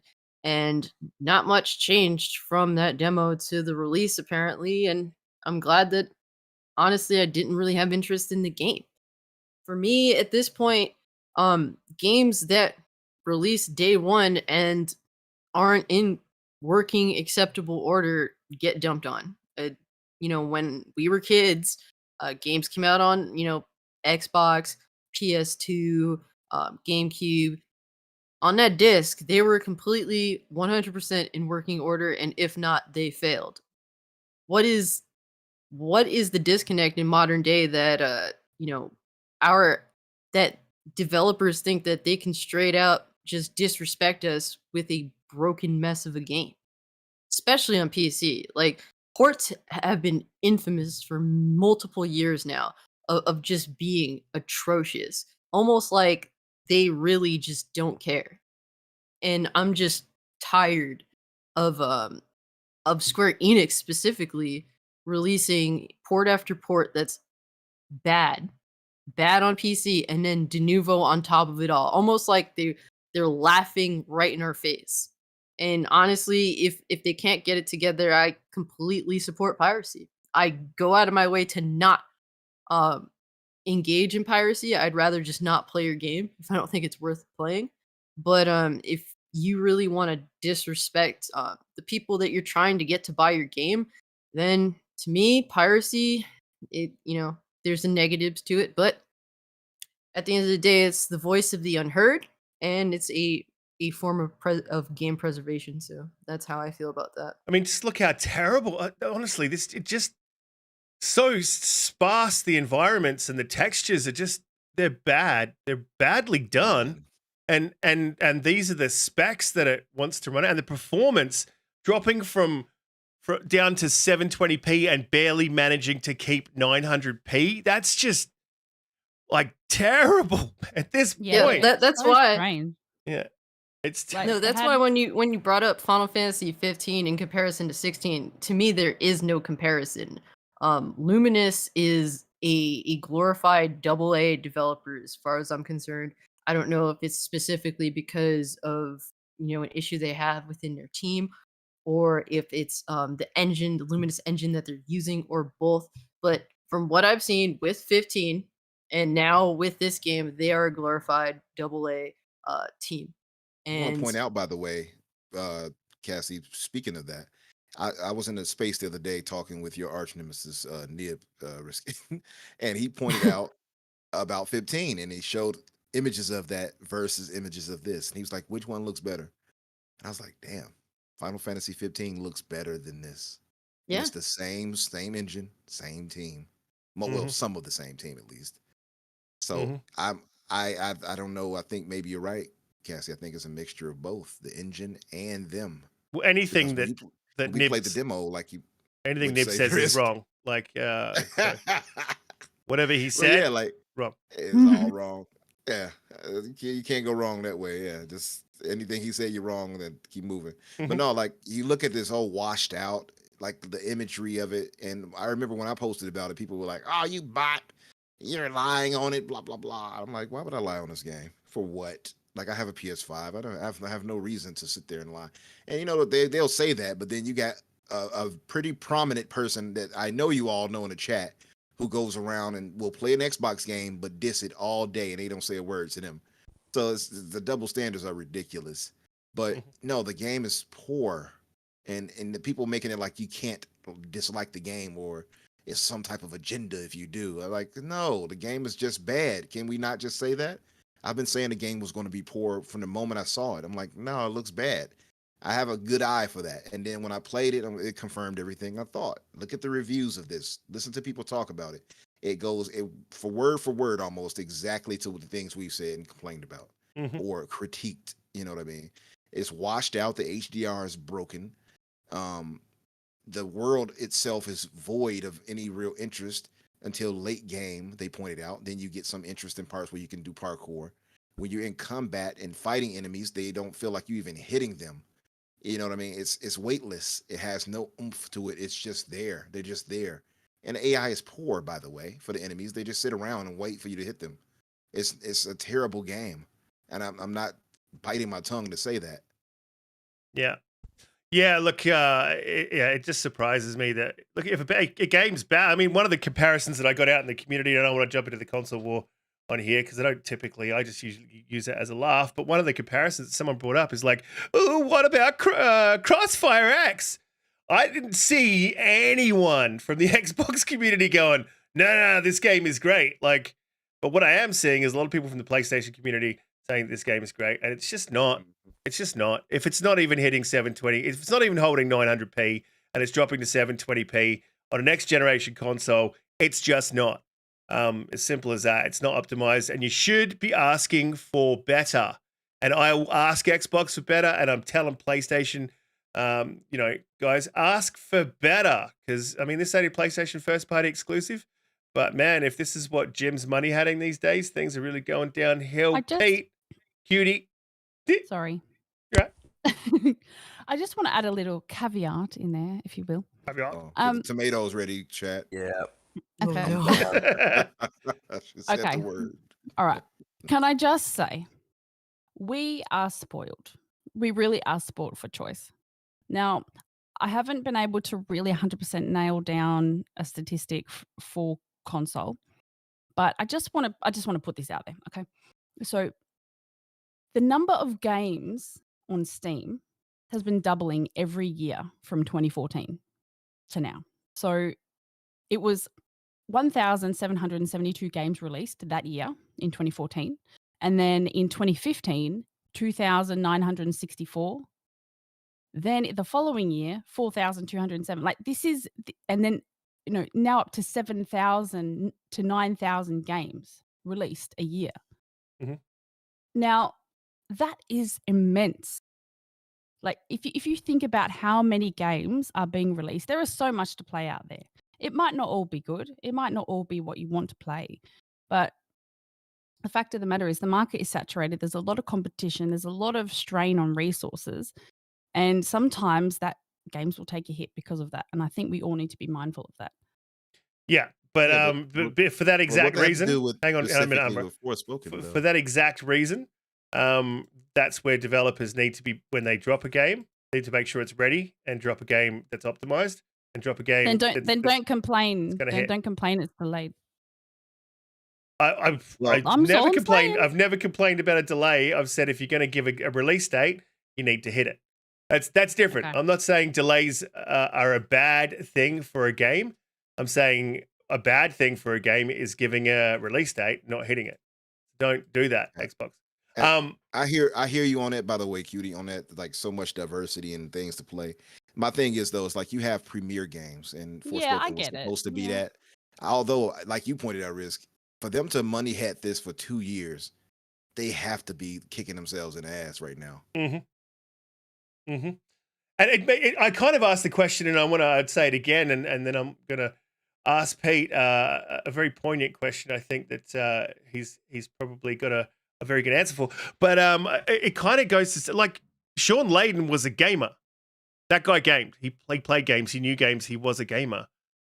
Jim Ryan's not. Is this an effect? Are we seeing some sort of effect of Sean Layden leaving and Ryan not knowing what's good to put their money on and what not to, or is it a team thing? Because I'm sure the team changed underneath Sean Layden. A lot of people pointed out that, hey, it's probably not just Ryan. I mean, I think it was Hargeeta pointed out it's probably not just Ryan who makes that decision, but he would have some sort of a hand in it. Is it the team beneath him? I just find it strange that this generation seems to be going a little bit left for PlayStation. I'm not saying they've lost it or, that all they're ever going to do now is remakes. I mean, we are seeing the 4th remake on TV of The Last of Us, but like I just find it very interesting that things don't seem to be landing the way that they seem to land in the last generation. Very, very interesting. Pete, now what I was going to ask you, and I'm very interested to know, is Forspoken the game that's going to get you to go out and buy that PS5? You're joking, right? I mean, you've got to be joking, bro. I called it at the start of the generation, Riskit, that I think the PlayStation are going to desperately miss Sean Layden. I think he was great for the industry. I think you're 100% right there. I said it very, very early on in one of our very first podcasts. For him to take chances on games like Days Gone, like games like Ghost of Tsushima, greenlighting these brand new IPs, it really, really showed that he had faith in his teams. He trusted their ability, their creative talent to make a really, really good game, and they all came together to help each other. And yes, they were quite similar, but I think they were all good in their own way. And it is sad, and I think it's a very big loss for the industry, and I definitely think PlayStation made a big mistake bringing Jim Ryan in. And I know there was an internal war between those two, and I think they definitely went the wrong way. Forspoken is made by the guys that made Final Fantasy, so I can understand why they money had that game. It's a big name for them. That team has done great things for PlayStation, and let's face it, Square Enix are basically first party now, and they are synonymous with PlayStation. It's disappointing that this game turned out the way it did. The optimization leaves so much to be desired, especially on PC. If you're telling me you need a 4090 to run it at 60, I mean, that's just an absolute joke. It really, really is. And the industry needs better. I mean, how many people have 4090s? Really, if you got a 3090 and you can't play on 60, there's definitely something. Oh, hang wrong on. with What about the fucking? They put up a CPU that didn't exist. Like what? Yeah, exactly. Multiple GPUs. What is a GTX 4060 or whatever the hell that they had? It's RTX, you clowns. Yeah, and it just shows that they really don't know what they're doing. It's a shame because I actually like the look of this game. And a lot of the problem, I think, stems with the dialogue she has with her cuffs thing. And a lot of that was done 4 or 5 years ago, and it does seem incredibly dated when you actually listen to it. And I think a lot of the problem stems from there, and it sucks because I think the actress that they got to play the main character is incredibly good at acting. I think she portrays the emotion she needs to portray. I think that she did a really, really good job. It's just unfortunate that the dialogue she was given to work with was just stupid. It sounds fucking stupid. What's amazing, by the way, incredibly is gorgeous. they got capable writers, Gary Whitta and Amy Hennig, if I'm not mistaken. Amy Hennig. How did that happen? Yeah. And is it Hennig? How did that happen? Where they allow? I don't understand how that happened. What went wrong? Yeah, like quality writers. What went wrong here? But you know what? Here's something else that I found sort of really interesting because I was watching some reviews on Forspoken last night, and I think it was Mr. Matty Plays pointed out that all of the world storytelling, and this is from Amy Hennig and Gary Whitta, like these guys are masters at their craft. They've been involved in some of the biggest and best IPs and TV shows, and you name it, they've almost done it. But the storytelling of the world is done through text logs. So not even all that talking, which is constant. If you play the demo, it doesn't stop. They don't shut up. Like at any point, there's like minimal silence. They could have told the story of the world through that sort of conversational, back and forth. But it's all done in text logs. That's fucking nuts. Like what? Who made that decision? Like Well, when you really look at this game, what boils down to it is that it was trying to be all these things at once and just failed at all of them.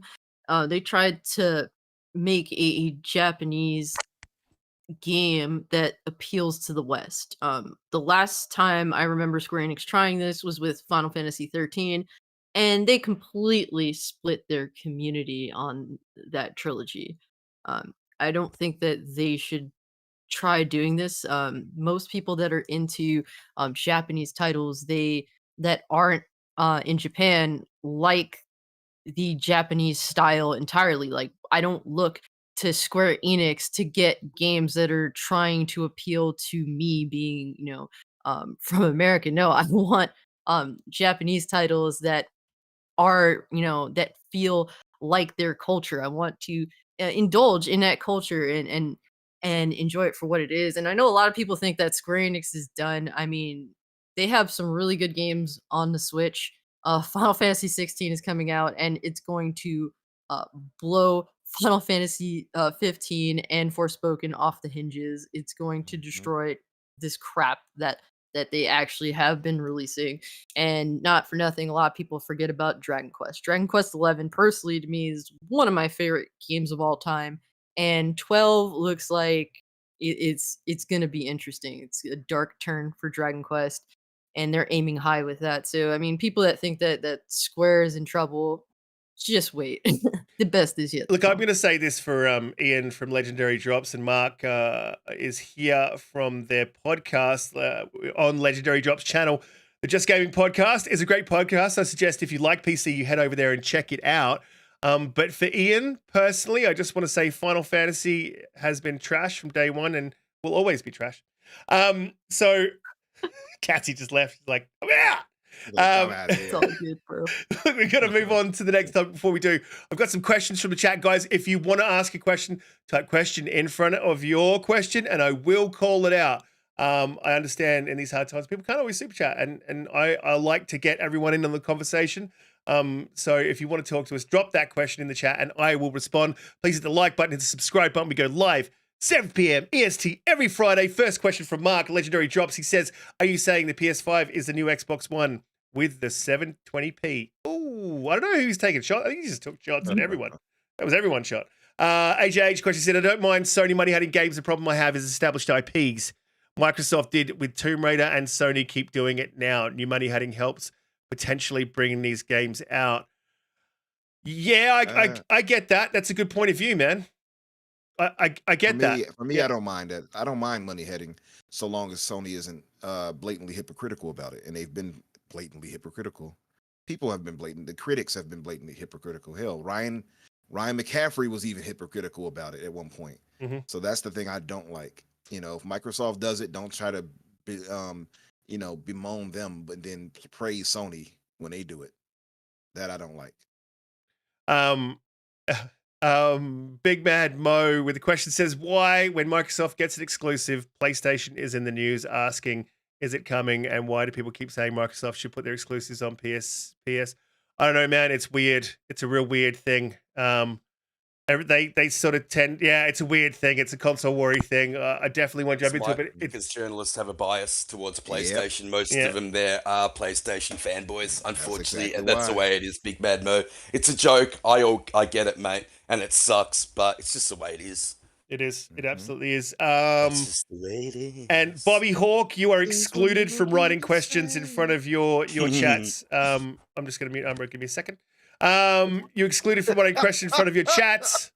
So Jonas's dad with a $2 super chat says, King feels finishing move, Mr. Sean Layden to run Activision Blizzard.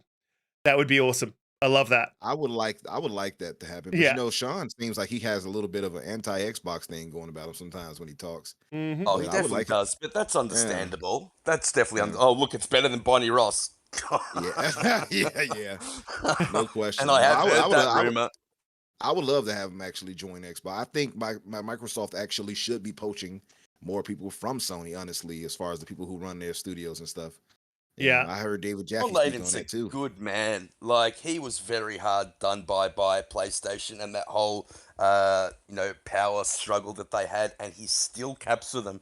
You know, he's an incredibly honourable man. I'd love it if he would come over to the good side of the Force. Okay, we'll just get through the rest of these questions and we'll move on to the next topic because one of them is relatable to the topic, and I've got a few coming in. I shouldn't have said anything. Right, so Bobby Hawk, I will read your question, even though you've banned henceforth. He said, do you think if PlayStation put their games on PS Plus, more people would play PS Plus more? Yes, absolutely, Yes. I do. Yeah. No question. Yeah, 100%. I have a PS Plus subscription. Mhm. I don't use it, honestly. Yeah. Oh. Any of the games that I Waste. do actually want to play, I can only play for 2 hours. It's a waste because I've played most of the games that's on there, so it doesn't do anything for me. Mhm. And the I first party know. games I own, Look, I think everyone has their preference. Like if there's a game that's going to come out on Xbox and PlayStation and computer, I'm probably going to buy it on Xbox. mhm. Yes, I should get rid of it. I know, but I play. Like sometimes Did you I play just Stray yet? want to. Got to play Game of the Yeah, Year. yeah, Stray. yeah. Yeah, I did. I played Stray. You got to pet yes, that. Anyway, look, we got to. That's We- when We're getting I settle down on the questions, guys. There's too many coming Yeah, in. we're- We've got to get through the show. Yeah, we're getting way off track. And I do. Lonely Cavalier, I'm going to jump back to your question. KY Bob said, Jim Ryan with the $5 super chat. Thank you, KY. Fantastic moderator and a great friend. Says Jim Ryan is so out of touch with the community. The only time he picks up a controller is when the guy behind the camera hands it to him. Absolutely true. C-Staff said, can we get Riskit to do Nib's voice? No, absolutely. I like to play PlayStation because I'm an absolute tosser. I'm actually named Knob, not Nib. Anyway, so moving on. I've done that for you. Right, so Dead Space. We're moving on to the next topic. No more questions. Will I be picking up Star Wars Survivor Day 1? Yes, Bob, you will. yeah. So yeah. 100%. Dead Space release, and I'll come back to Lonely Cavalier, your question, because it is related to something that we're going to talk about a little bit later, and I don't want this show to go on for 3 hours. Scotty said, the journalists and content creators overstate the value of long, drawn-out marketing cycles because it benefits them. Yes, when it comes to Pete and Umbra, absolutely. All right, moving on. Okay, so Dead Space It's such released. a pleasure to collect his kneecaps. Yeah, I know, mate. He just keeps digging a hole for himself, bro. I Yeah. love it. Yeah. You can hear the fear; it's palpable. So, look, guys, just before I do go to this topic, I do have some footage from what I played last night. If you do not want to see anything on Dead Space, if you haven't played it before, please do look away. I am going to bring it up on the screen in a minute so you can see how great I am at Dead Space. So, Dead Space release, it landed with a pretty big thud, actually. Absolutely killing it. I love Dead Space. I love 1. I love 2. And I don't give a shit what anyone says. I love 3. Yes, it took away from some of the horror tropes within the game to have co-op, but still the co-op was amazing. It was just a great game. Mechanically sound, beautiful looking game. Still holds up today. A lot of people were saying, hey, we don't need a Dead Space remake. I'm like, fuck you. Give me a Dead Space remake. And they did, and I'm loving it. It looks beautiful. It feels so much smoother. I just got through playing Dead Space 1, 2, and 3 with Grey Monad in the chat there. Me and him went through and completed it together. There was a sort of it was in 60. They updated it to run in 60. It didn't feel as smooth as this. This feels amazing. And it looks great. It's an absolute banger of a game. It's sitting at 89 on Metacritic on Xbox Series X. I believe it's a 90 on PC. OpenCritic's at 88. I think it should score much higher than that. This game is awesome. It's one of the games of the 360 generation. If not even the Xbox One generation. It's such a great game, and it definitely did a lot of things that were adopted by other games that released after it. So, and just some of the things that they were able to do with the hardware that they had at the time in the 360 era was just amazing. Like the when the big tentacle came out and ripped you down the hallway, apparently that took them 6 months to get that in the game, and they did not let it go.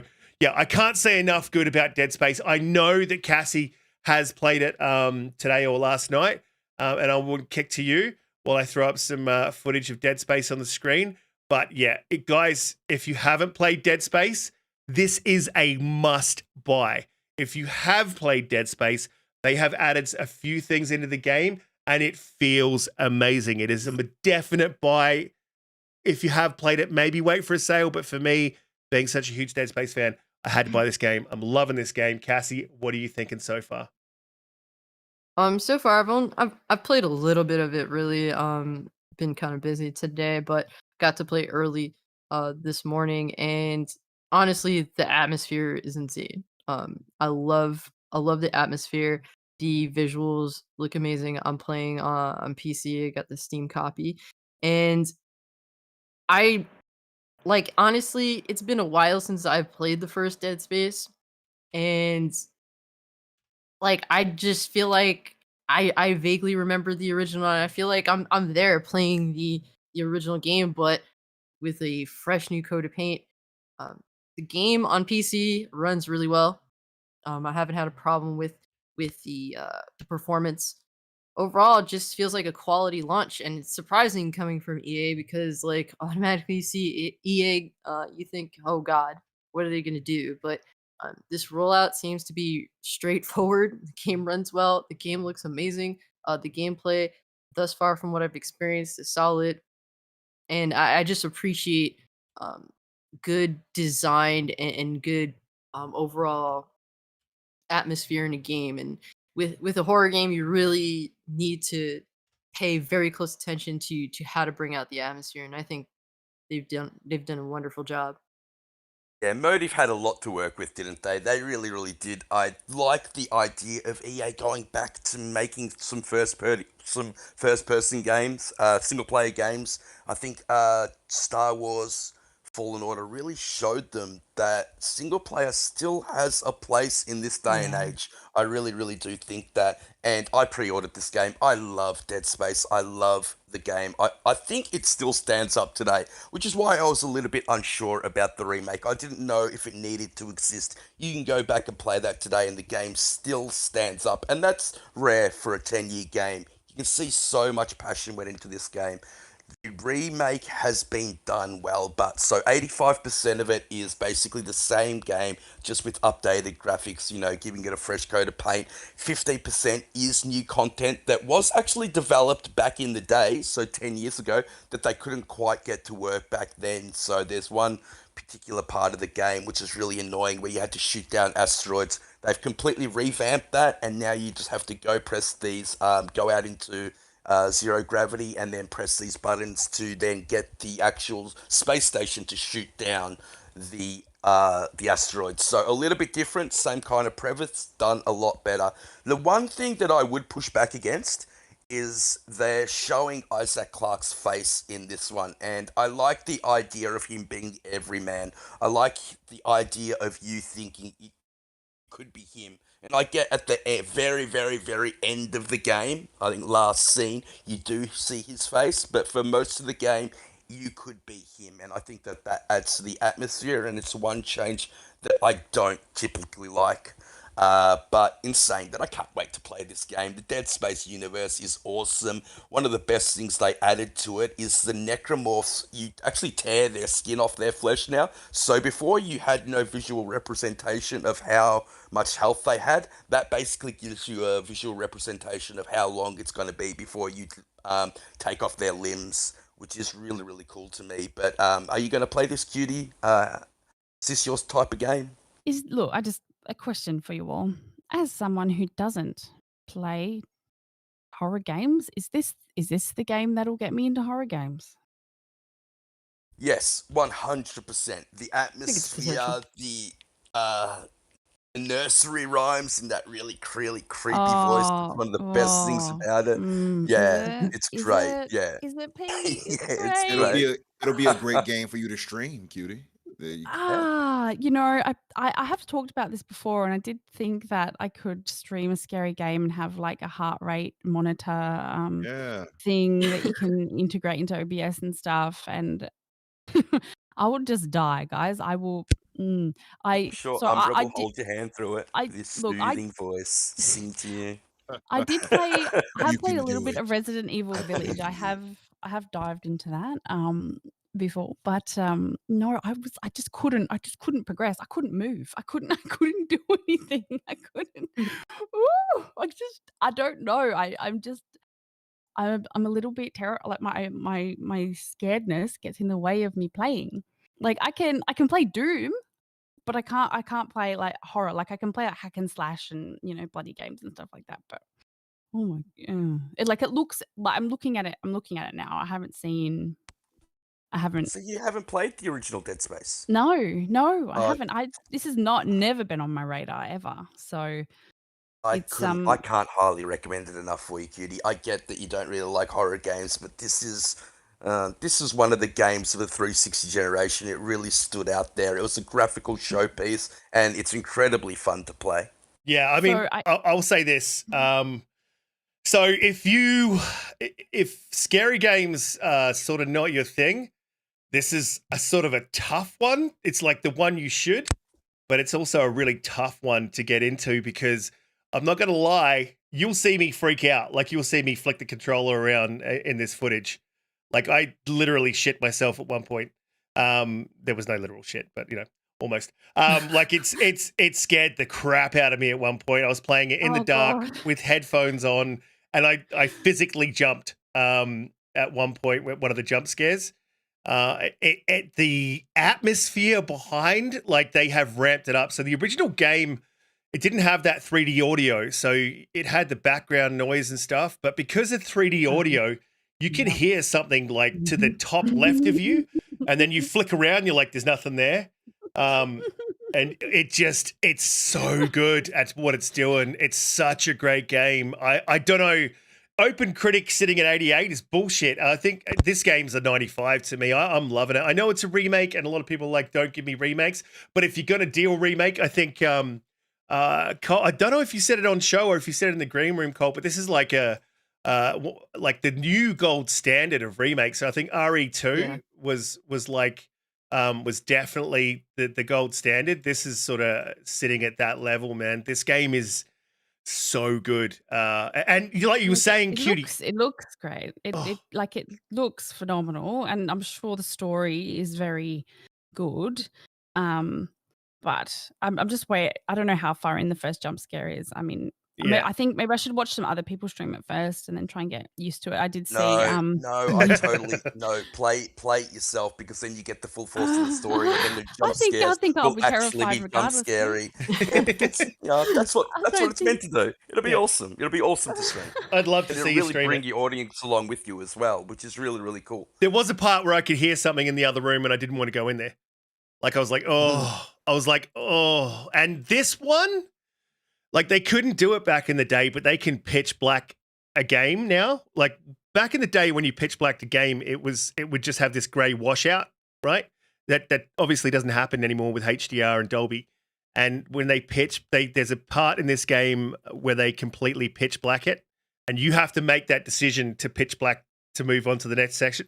And my God, it just ramps up. You said something to me which was a little bit surprising. You think that this is at a higher quality than the Resident Evil 2 remake, because that game was definitely the benchmark when it comes to remakes. I'm not saying a high quality. It's around about that quality. I'm not far enough in to make that assessment or judgment yet. But look, I wanted to jump to Umbra as well and ask, is this something that you're going to dive into? I know you've played the previous Dead Spaces, but is this something that you're going to fork out for? I think it's $70 this one as well. Are you going to fork the 70 on this one? Yeah, man, I think I might. I'm hearing, like I said, I'm hearing nothing but positives. I haven't heard one negative about it. The meta speaks for itself, but to hear people like yourself, Cassie, and other people who I trust as far as taste in gaming, saying so much positives, yeah, I'm pretty much sold on it. And Pete, of course, too. But like I said, I still have like $40 in Microsoft rewards points, so that's more reason for me to use it on something like this. I did play the first, obviously, so to hear that this is so much dramatically different, at least as far as how the remake goes, there's enough difference in it where people are saying it should be up for a Game of the Year nomination. That's impressive to hear.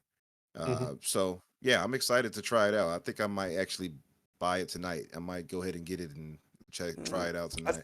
I don't think it's $70, is it? It wasn't for me. I had the 10% off because of EA Play, because of Game Pass Ultimate. Yep. Yep. So you do drop 10%, yeah, with when you've got Game Pass. Yes, there you go. Yeah. There you go. You don't even have to pay the full 70. That's a definite There you do go. for Umbra. Because we know those 7. I can't wait till you run out of those points, and then I can quiz you about which games you're going to pay 70 for. I'm looking at you. My eyes are glued to this, right? Because it's far too calm. Like you just know, like it's just gonna shit's gonna hit the fan. Oh yeah, And it's just it's about and to. it's just I'd be scared of a freaking piece of paper right there. Like Yeah.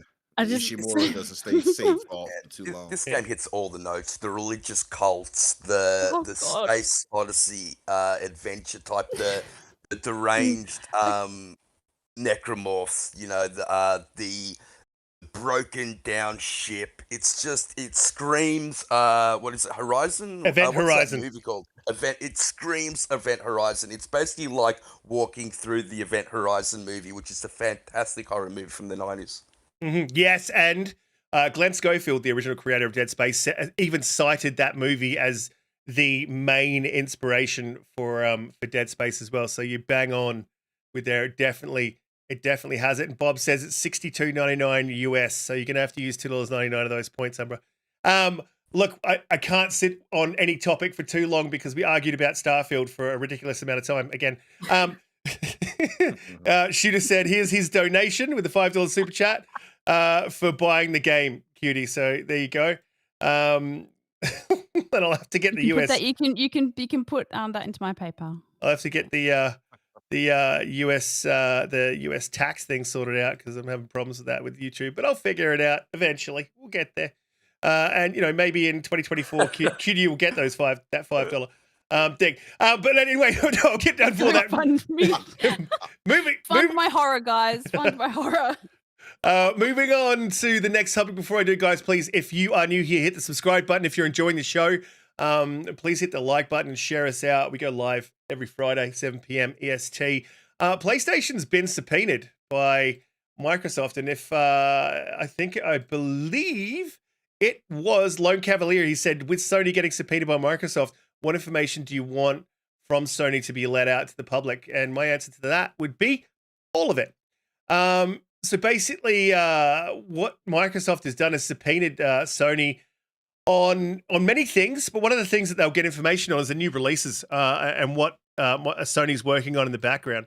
And Microsoft wants to compare their offering and what they've got coming in the future to Sony to sort of prove once and for all that Call of Duty being bought out as an IP for Microsoft really isn't going to break Sony, because they've been acting like if Microsoft gets ABK, that's the end of them.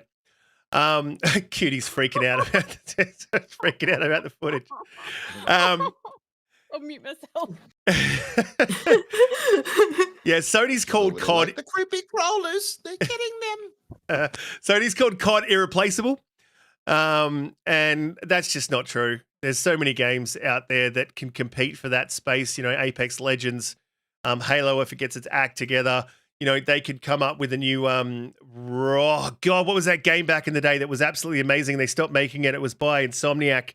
Resistance. They could do a new Resistance. They could do a new Killzone. There's so much that they could do, but I think ultimately Sony has sort of won because they have delayed the deal and it has bought Sony the time that they need. But this is great. Great question. What information would you like to see Sony or Microsoft put out into the public, Cage? What would be something that you would be curious to know what's going on with Sony?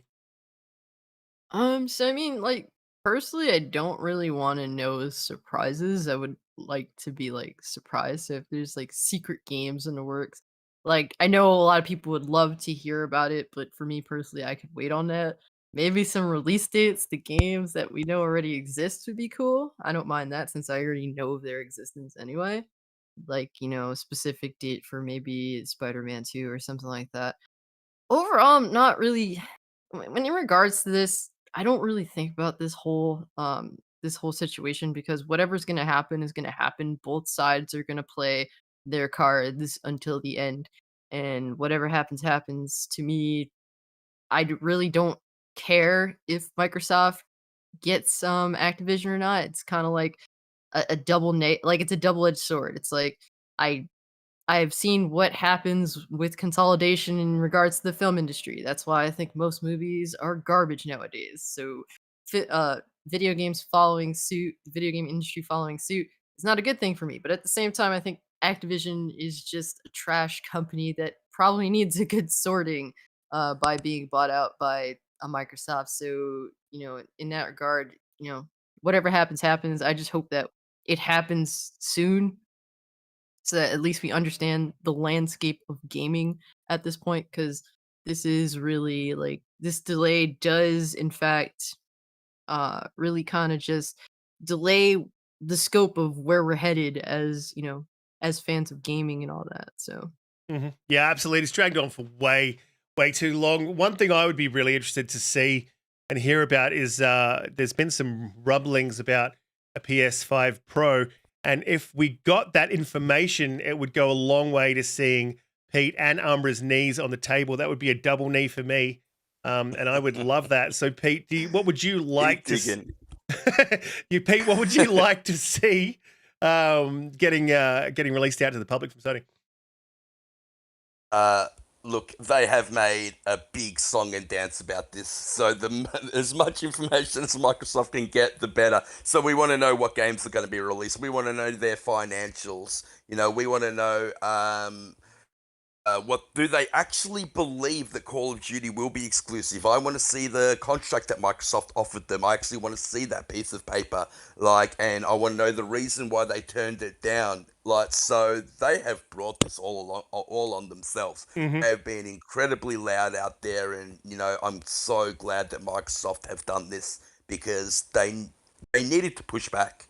They needed to push back, and I think by doing it this way, they have really shut them up. Because Sony are now afraid. They don't want this information out there. We saw what it was like when they had the court case against Epic. Sony wanted none of that information out there when we learnt how much it actually costs to be marketed on the PlayStation storefront. $25,000, stopping any independent developer from actually being put up there. Things like that. There are so many cobwebs that Sony are hiding, and as much light that can be brought and to be shown on that it's great. Yeah, absolutely. And you're absolutely bang on as well. Why So Serious said, how big would a PS Pro be? It's an interesting question. Yeah, they have brought it on themselves. They really, really have by being so loud. But it's a strategic thing, and I don't hold anything against Sony for trying to do what they've been doing. I would do the same thing. I would protect my business at all costs, and that's what they're doing. And I understand that. Umbra, what is it that you would like to see come to light from this information that Microsoft is subpoenaing Sony for? Did by the light. Where's- No, yeah, got it before you got a chance to mute me. Yeah, you took out Pete. He's No, gone. man, I think Pete covered it mostly for me. I don't know what else we can expect outside of financials and maybe game releases. That's my biggest thing. I want to know what they have. I want to know what they. Well, it'll probably be redacted anyway. We probably won't see it, so I guess it's largely irrelevant for us, honestly speaking. But anything, I guess, as far as numbers, as far as their PS Plus subscription base, but and again, that's not going to really matter to anything because they can obfuscate on that too. I don't know, man. I just don't. I don't really have any specific thing that I can point to. But I know Microsoft does, though, and they're going to use it for that reason. By the way, if you all didn't know, they extended it for this evidentiary thing. Sony has to present to Microsoft till February 1st. So Sony's trying to delay it Again. But, yeah, again. That's the strategy. So yeah, that's the strategy. yeah, See, Steph just put in the chat that they've delayed the subpoena another week. Yeah. But so they're trying to delay it. I feel like maybe the only thing that we can get that quantifies anything that we can use quantifiably is like, I don't know, it has to be game sales and things of that nature. And Microsoft is going to use the game sales and things of that nature to point out that Sony's market lead position and why they have no real argument here and arguing against Microsoft having what they're going for. As far as that, and they can also point to the money hats that they've done too. maybe that might be a thing they can use. I don't know. But Yeah, that's about all things I can think of. And saying that as well, you posted and appreciate it because I always love a old fanboy over Phil Spencer, Phyllis Aurelius Maximus, any day of the week. Love that man. He went a little bit too far. He had an interview with IGN today, and in that he sort of stated that he expects the deal to close in that sort of June, April period, and giving some credence to that is New Zealand's delayed its decision for the 5th time, as well as has Australia, and it's now due on the April the 28th. So final decisions from UK, EU, New Zealand, Australia, and China are all sort of expected in April. So that seems to be sort of the time that they're going to hit. I still personally believe that we're going to nail that time. But look, let's be honest, everyone's sick of talking about the FTC. I do want to jump to Cutie because I know that this is one of her favorite topics to talk about. Before you jump, there was one other bit of information that came out, and that was that Sony had, not Sony, excuse me, the FTC, filed the lawsuit to prevent Microsoft in order to make sure that the CMA and such in EU wouldn't go through with it. They just posted earlier today. Yeah, so they wouldn't make any concessions, basically. So the EU is bringing concessions to Microsoft, and Microsoft and the EU are in negotiations with the concessions, and the FTC has filed to stop any of that going forward for the minute. So that's seems like a negative thing coming from the FTC. But yeah, really, there was a rumor that the FTC actually sued to stop the deal going through when they realized that the EU was going to just most likely put it through with concessions. And I don't know how true that rumor is, but if that is the case, then the FTC is interfering with other countries' verdicts. It just shows you how politicized this issue's become. Yeah, it's a bit ridiculous. Yeah. There's something that I would actually be interested in seeing. If they could uncover more information about how much Sony is actually earning in revenue from their cross-platform revenue share that they have with Fortnite. There was in 2018, Fortnite players really wanted to support crossplay. Really wanted them to support crossplay on the PS4. And as a result, that's ended up, so however, whatever percentage of players are playing on other platforms compared to PlayStation, and whatever that's earning the other platform, they actually get a percentage of that money from the developer. Yeah, the developer pays them. Yeah, crossplay tax. Yeah. And it's the only company that does it. Sony is the only company that does it. And it's one of the things that they've been. And the fact that they're going to say that Game Pass is going to, bankrupt them or, have them have a monopoly. That's just ridiculous. And the fact of the matter is that Phil Spencer has already said that more than happy to have Call of Duty on even PS Plus for 10 years or more. So it'll be interesting to see how that plays out and how that affects the case. Absolutely. I still don't quite understand how that crossplay tax works, yeah? So that was another thing that came out during the Epic versus PlayStation court case that I referenced earlier. So if you have a PlayStation account and then buy skins and stuff from Microsoft through Epic or through Microsoft, they get, 70%? No. So they charge the developer to have crossplay. That's the tax. That's the crossplay tax, straight up. They charge the developer, not a percentage of what they're selling or making or anything like that. It's just a set. Hey, you want to have crossplay? This is what it's going to cost you. Wow, that's disgraceful. Yeah, it is absolutely disgraceful. As well, they can't say that they're financially hard done by this deal. No, as well, they also charge for positioning in stores.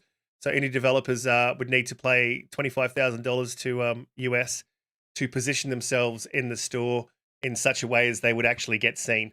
So yeah, they do. Devs came out and complained about that too. Yeah, they do some pretty I don't know, just greedy shit, man. And I'm a little bit. It's fine, make your money, but if someone wants to acquire something and you're going to give this big song and dance about it, be open and honest with how much you earn, and don't say that this is going to ruin your company, because it's not. Yeah, absolutely agreed. And especially when you come out and say that acquiring ABK will be bad for developers. I mean, you're already screwing developers. You're screwing gamers, Exactly. in my opinion. And really, PlayStation should just sit down and shut the fuck up. That would have been the smartest thing to do. But hey, they've delayed it. So I mean, maybe I'm wrong. We do need to move on. Yeah, so I've got a couple. I got a couple of questions, and I've also got a super chat from Mark as well. And there was a couple of things in the chat. I can't always get to stuff in the chat. I read, and I'm like, good point. And I want to get to it, but honestly, the chat moves quick, and I've got a lot going on in the background. So if I miss anything you guys have said, I really am reading through the chat as well, which is why sometimes you hear me stutter and what do you call it, stall, like I'm doing right now. But it comes up on the screen. It comes up on the screen, Riskit. So what I'm doing now, so shoot over the $5 super chat. He said, here's my donation for my, yep, no, we already got that one. Mark from Legendary Jobs had a question. He's talking about the day before going to Game of the Year and saying it's not a scam. If you have seen the day before, we had it highlighted on the show when we used to have the Put This On Your Radar segment. Yeah, it looks like it does look very scammy and very interesting. But yeah, I think it looks fantastic. It looks like a multiplayer version of The Last of Us. Really looking forward to that game. I know it got pushed back. I think it was meant to release around. Nah, dude, it's a scam. It's a scam. Oh, it's a scam, is it? Yeah. Oh, really? I'm really looking forward to that. Yeah, game. so was I. Yeah, it's definitely a scam. Look, they said they were going to release gameplay. And then literally the next day they were like, oh, we've run into some troubles and we're not going to be able to release gameplay now because something happened. And yeah, that's full of shit. And if you go and look at their website, it's literally just a placeholder. So it's very dodgy. So it'll be very interesting to see where that goes. But if that does develop, we'll cover that. But yeah, it looked good, man. But unfortunately, I mean, the concept is amazing, but it's a scam. That's a shame. It is a shame. It is a shame. Mark from Legendary Jobs with the $5 super chat says Sony charges for crossplay so that they have money to block games on Game Pass. Fuck, Mark. Yeah, it's probably true. Yeah, look, look. They've been very hypocritical, and I think what they're doing is the right thing to do for their business. But how they've done it is sort of shot themselves in the foot. So if they ever had any hope of winning in court, they're really not going to win in court. I mean, unless there's some serious bias in the court. I don't believe there's bias in the court. I believe there's bias in the FTC. And even the FTC's judge, I don't believe there's bias. Just looking at his past case history, he's knocked back 11 of the FTC's cases. So I think they've got a very good chance. And I think Microsoft knows this as well. And just as a side note, Microsoft's main lawyer, I can't remember his name, but he's up for Lawyer of the Year. So I'm pretty sure they've got some good representation. We're moving on to the next topic. Before I do, please hit the like button, hit the subscribe button. Before we move on, Riskit, so I'm reading an article that was posted a couple of days ago. So it's meant to be in March 2023, the day before. It's been pushed back to November due to a trademark dispute because somebody owns the day before license. But it does seem that it's still going forward. Yep, seems it's still going forward, but it's a bullshit scam. That day before thing is a full-on scam. It sounds like.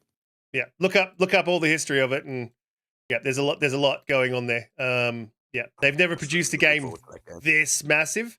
They're a mobile developer, and their last 3 games haven't ever seen the light of day. However, they have been funded, and that funding disappeared. One of the devs come out saying that they haven't seen anything? Yeah, they also were calling for developers to come and charitably help them develop their game for free. Yeah, there's a big thing about them not paying their workers. They were all unpaid workers or something crazy like that. Yep. So, one to watch, but we'll move on to the next topic. Microsoft numbers are down across the board. Microsoft is burning. Take your Series X outside, burn it in the street, hit it with a hammer, stomp on it. Nah, it's not that terrible. This is sort of expected. These are numbers that, I guess you could kind of see coming after after COVID and after the big bump they had. And obviously this kind of goes hand in hand with the layoffs. Their results were gaming revenues down by about 13%. Content and services were down by 12%. Phil Spencer did speak on that. And again, he said it's expected. Hardware revenue, again, another one. is down by 13%. First party and third party content declined. Really? I didn't notice in 2022. Game Pass subscribers grew, however, and one other thing that did grow is their revenue grew by 2%. It's not gaming revenue, but I mean revenue overall for the company of Microsoft grew by 2%. Every other thing was down. And I did say to Hargeet, I don't understand how that works, how everything can be down, but your revenue can be up. And I need to speak to Hargeet about that more because I did say I was going to talk to him, and he's a bit of a man with the numbers, so he knows. Yeah, Grey Monad said, but it's woke. Cost of marketing is a big thing. They had no games to market. They literally had absolutely nothing, and Game Pass subscriptions really offset a lot of it as well. Yeah, and they did rise. Matter of more spending from individuals, just with less individuals doing it. Mm-hmm. You mean spending from 343 whilst putting out absolutely fuck all? Look, I did want to cover the Phil Spencer interview as well. And there's a question he said on today's interview with Phil. He said he has some insight that has made him confident that the deal goes through. So anyone in the panel worried? Yeah, look, no, I'm not worried. They just got a great case in court. Like if you just look at the court case, basically from a legal standpoint, they have a winning case. Something would need to go horribly wrong for them to lose in court, and it would have to be biased. Look, Cassie, I know you're a PC player and you probably don't give a shit about numbers, but is this something that you sort of expected from gaming? Did you think it would be on the down low or the downturn, sorry, after COVID? To be honest with you, just speaking in regards to Xbox specifically, I mean, like, there was just nothing to be excited for last year, so kind of not surprised by the current numbers. I think that, they're in a position now where they can recover from this.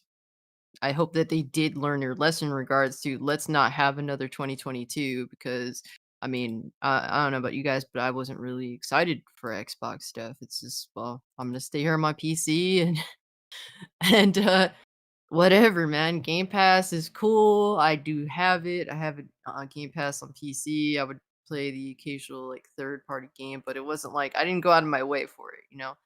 This year it's looking like that's changing. Like there's some things that I'm not interested in, but at least there's things that I'm also interested in and excited for, like a Redfall and stuff like that. I'm also excited for the game coming out next month. That's coming out on Game Pass. I forget the name of it though. It's eluding me, but overall, there's at least Atomic Heart? Yeah. Atomic Heart. There you go. Yeah, that game looks pretty sick. So I'm actually excited. Whereas last year, I kind of was just like, whatever. But I hope that they did learn from last year and that things will change, indefinitely. Like this will not happen again. Yeah, I don't see it. And Phil in that interview did say he knows. And he takes full responsibility for it. And he's like, I know everyone's sick of saying, just wait. And everyone's sick of hearing, we hear you. He goes, but we've learned. He pretty much alluded to the fact they sort of learnt their lesson. Can I just take a second here before I move on to the rest of the panel to throw out a big suck my dick to anyone who is going, if you play Atomic Heart, you support the Russians. And anyone who's saying if you play Harry Potter, you support J.K. Rowling. I just want to tell you all to go fuck off somewhere else. If you live in in the chat, like, and that's your view, like I personally think, like, I'm not going to have a go at you, but you can suck my dick. I honestly, I'm sick of hearing it, man. Like I see it online and I don't engage with it. But I don't think everyone sort of dances around it and they don't want to get in like the fucking trenches, but I will get in the trenches. And all y'all can just shut the hell. If you don't want to play it, don't play it. Like fuck off somewhere else and bitch about it to your mum. I don't give a fuck what you think. If you think that like I'm supporting Russia, I mean, if that's the way you think, man, don't drive a fucking Volkswagen. Like don't brush your teeth because the guy that created toothbrushes is like a horrible woman abuser. Like I don't know. Like there's anything that you touch in this life. Is going to have a negative connotation to the person who fucking created it. Like no one's a perfect human being. I mean, like, yeah, like Cancel culture is a stain on the entire community. It's a joke. Those people need to shut up. All they are a bunch of goddamn bullies, and they need to just go away. yeah, absolutely go. Yeah. I'm real sick of it, and it recently affected, and I don't want to get too political, but it's recently affected something that's happening in Australia, which is Australia Day, and I'm just sick of it. I'm really tired of it. Just because you support something good doesn't mean that you support the creators behind it, like, or the, you know what I mean? It doesn't go all the way back to the 1800s when Dracula was sucking blood, or whatever the fuck it is you're gonna make up in your head. Like, it's just weird, Was Dracula man. around in the 1800s? I think it was, yeah. I didn't know that. It's just Yeah, weird, but man. it's- It's weird. Seriously, Riskit, I do appreciate you coming out and just being straight up about this, because it's one of those things where I have, come out as well, said, look, fuck what you think. I really don't care. If you're telling me that I cannot buy something, I will spite by it, because and it's like, the shame is that these games, like, they aren't being judged based on their quality, based upon, the merits of what gaming is all about. It's being judged by outside things that we have no control over. And honestly, I think that if we don't stand here and say, this is the line, you're not going to tell us what we can and can't play, you're not allowed to dictate it. We don't stand up now, this is going to continue to be a thing. We have to let people like this that are authoritarian and want to force us to do and say what they feel is correct. Then we're going to continue to deal with this and for many years to come. And I really don't want it to get to that point. So let's just nip this shit in the bud right now. Say that we are not giving ground, and these people can go cry about it wherever they feel. Yeah. Yeah, You know- and yeah, see, you you're know not, what? It's really it's not quick. the only one that's put it out there in public. I've seen a couple of your tweets. I liked all those tweets. I think you've done a fantastic job. I think you did one with Forspoken as well. So kudos to you for standing up for what you believe in as well, because it's hard in this day and age where you're at the threat of being cancelled. Yeah, Cutie. Uh, Cutie was Yeah, about to look, say, I don't think anyone has the right to tell another person what game they are allowed to enjoy. And I don't care if you like Forspoken, good for you. Um, and it goes without saying, like, no one is allowed to take anyone's enjoyment out of any game. So I think play what you love, play, and don't let anyone tell you that you can't, because absolutely. And I know this is sort of a close one to you because you do enjoy that universe, and whether you support or you don't. So I actually don't know, because I Look, haven't asked. Whether you support or you actually don't quite- support means really nothing when it comes It's quite to. difficult because when you do want to work with brands, you want to be brand friendly, and that term is put around a lot. And you do need to be professional. You do need to watch what you say, and that's why you don't see me engage, in some spicy conversations. And it's not because I don't have anything to say. It's because I don't want to look a type of way. Look, some people don't care about that, and people might think that's me, like, being PC or keeping the peace or whatever. But I think we all have our own agendas, and we all want to be seen a certain way, and I want people to think that I'm an approachable, fair person, that I'm not inflammatory or anything like that. And I think I've put that out there quite a bit. And that's why Even we if call you're it not? toxic cutie. Even if you're not, you're saying? Oh, okay. It's your agenda. All right. But see. look, if you want to play a game, play it. Don't let anyone else take your enjoyment out of that game. Simple as that. Yeah, these My people are thing is bullies this. and they've My become a thing is cult. this. I would say is, I definitely agree on the whole part of sourcing, and I made this argument many times. We talked about this. We've all talked about it in parties. Pete, I know you remember, of course. And the thing is, like people pointed out, even Yodani was just pointing out about Alyssa Milano.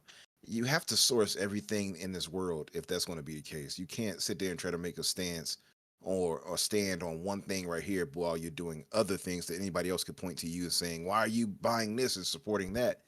I made a point when I was on the Xbox Factor, and I made this argument too, and I've said, if that's going to be the argument that you can't buy this, or you're going to be suddenly a transphobe, or you can't buy Atomic Heart or play Atomic Heart, or you'll be supporting Russia somehow, then do you source everything you do? Do you bank with Chase Bank? They supported slavery. Do you Do you believe in democracy? George Washington had slaves and was notoriously horrible. There's so many ways. Yeah, so many ways. Thomas Jefferson. There's so many ways you can go with that, and because at the end of the day, if you go back far enough, you're gonna find something terrible linked to whatever and to most things that you enjoy. But I'll say I do understand, and I'm not trying to trash those people, so I'm not gonna tell them to to suck my dick like Risk, but I do feel his energy. But my whole thing would be is I do get it. These people are coming from a place of wanting to do the right thing, right? So I don't want to be antagonistic against them because I know some Right people thing that, in a very wrong and way. yeah, but that happens. But I know some podcasting buddies who have a stance against Atomic Heart, for instance, and for good reason. From once I heard them lay out why they said what they said, but just because they feel that way doesn't mean I'm going to agree. But I'm not going to trash them. I'm just going to say, hey, well, I understand that you feel that way, but you can't. That person at least is not saying, oh, you all do this, then you're that. So that thing they're not doing. You know what I mean? So if you're not going to support something, then that's just you. That's fine. But when you get to the point of trying to dictate to others what they can and can't enjoy, or you're going to label them something, that's when it becomes problematic. And that's what we have to avoid. But that's exactly what they're doing, Umbra, and this is the point. Like, that's exactly what they're trying to do. If you support J.K. Rowling or if you support Hogwarts Legacy, then you are in a transphobe. Now, I Yeah. just totally disagree with that premise. Agreed. If I buy Atomic Heart, I'm not supporting the war in freaking Russia and Ukraine. I'm buying it because I want to play the game. Gaming's what I Right. love, and I want to enjoy it. And I don't Just want to make be sure you told buy I'm a Stalker 2, bad that's all. person. Like, Yeah. because at the end of the day, I treat people the way I want to be treated. These Yep. people don't know me. They don't know how I interact with people, and they are bullies. They are bullies, and they act all high and mighty, and they act like they're above you, and you are below them, and that sickens me. One Yeah, thing look, I'll add about the Hogwarts Yeah. thing, by the way, is that people are coming out like, oh, boycott Hogwarts, and you don't want to get J.K. Rowling any money. J.K. Rowling is super rich. If we boycotted this thing Doesn't care. forever, it's not going to change anything for her. She's going to stay rich. She's probably getting what 10 million from this or something. I don't know, 5 million. That's pocket change to her, like quarters to her. That's nothing. She's fine. That's not changing anything for her if you boycott this. Harry Potter itself is too ingrained into the culture for it to suddenly be canceled. It's not going to happen. It's But a Umbra, losing battle. you know What's it's up? really sad that and I have to honestly say that there's a lot of ignorance to this boycott because it's like we realistically, if you have a straightforward mindset and know the reality of the situation, J.K. Rowling's gonna be just fine no matter what happens with this game. Mhm. That's what I'm Who's not saying. going to be fine? No, it's going to be the many developers that are going to be thrown under the bus that did nothing wrong, just their job, that could potentially end up losing their job, their livelihood, their careers, if this game tanks, and not based upon the merits of the game itself, what it Agreed. manages to achieve. It'll be because of things that are completely out of their control. But I really do appreciate that the devs, IGN went and questioned like one of the lead devs on J.K. Rowling's views, and he didn't give him any ground. He just said this game is for everyone. Period. That's Yeah. that's good. Do not cave to this pressure. I believe thoroughly from what I do know about Hogwarts Legacy that they did go far and beyond to try and make a game that can be for everyone. From the character creation system as well as just Mhm. crafting this world that I honestly am not a Harry Potter fan, but I want to get lost in because I love RPGs, and I think that they really, from what I've seen, they've really tried very, very hard to make a genuinely good game that anybody can play, even if they're not necessarily into Harry Potter. And uh, there's no malice with these devs from what I've seen. Yeah, look, So let to me literally try and destroy their livelihood is depressing to me to watch, and makes me want to make sure that at least they get my money because they deserve it from what I've seen thus far. You should have seen the viewership drop when I said suck my dick. But anyway, I look. I just want to add to that a little bit and just kind of refine it. I mean, it's pretty hard to refine that comment, but I'm Australian and I stand by it. But I will say this: if that's your stance, that's all good. But it's not my stance, so don't push that shit on me. It's not my stance, and if I don't come to games to be political. And I know we're being political now, so we're going to move on in a minute. But I don't come to games to deal with bloody politics. I come to gaming to escape from all that bullshit. And I want to out my games. If it's part of the story, that's fine. It's part of the story.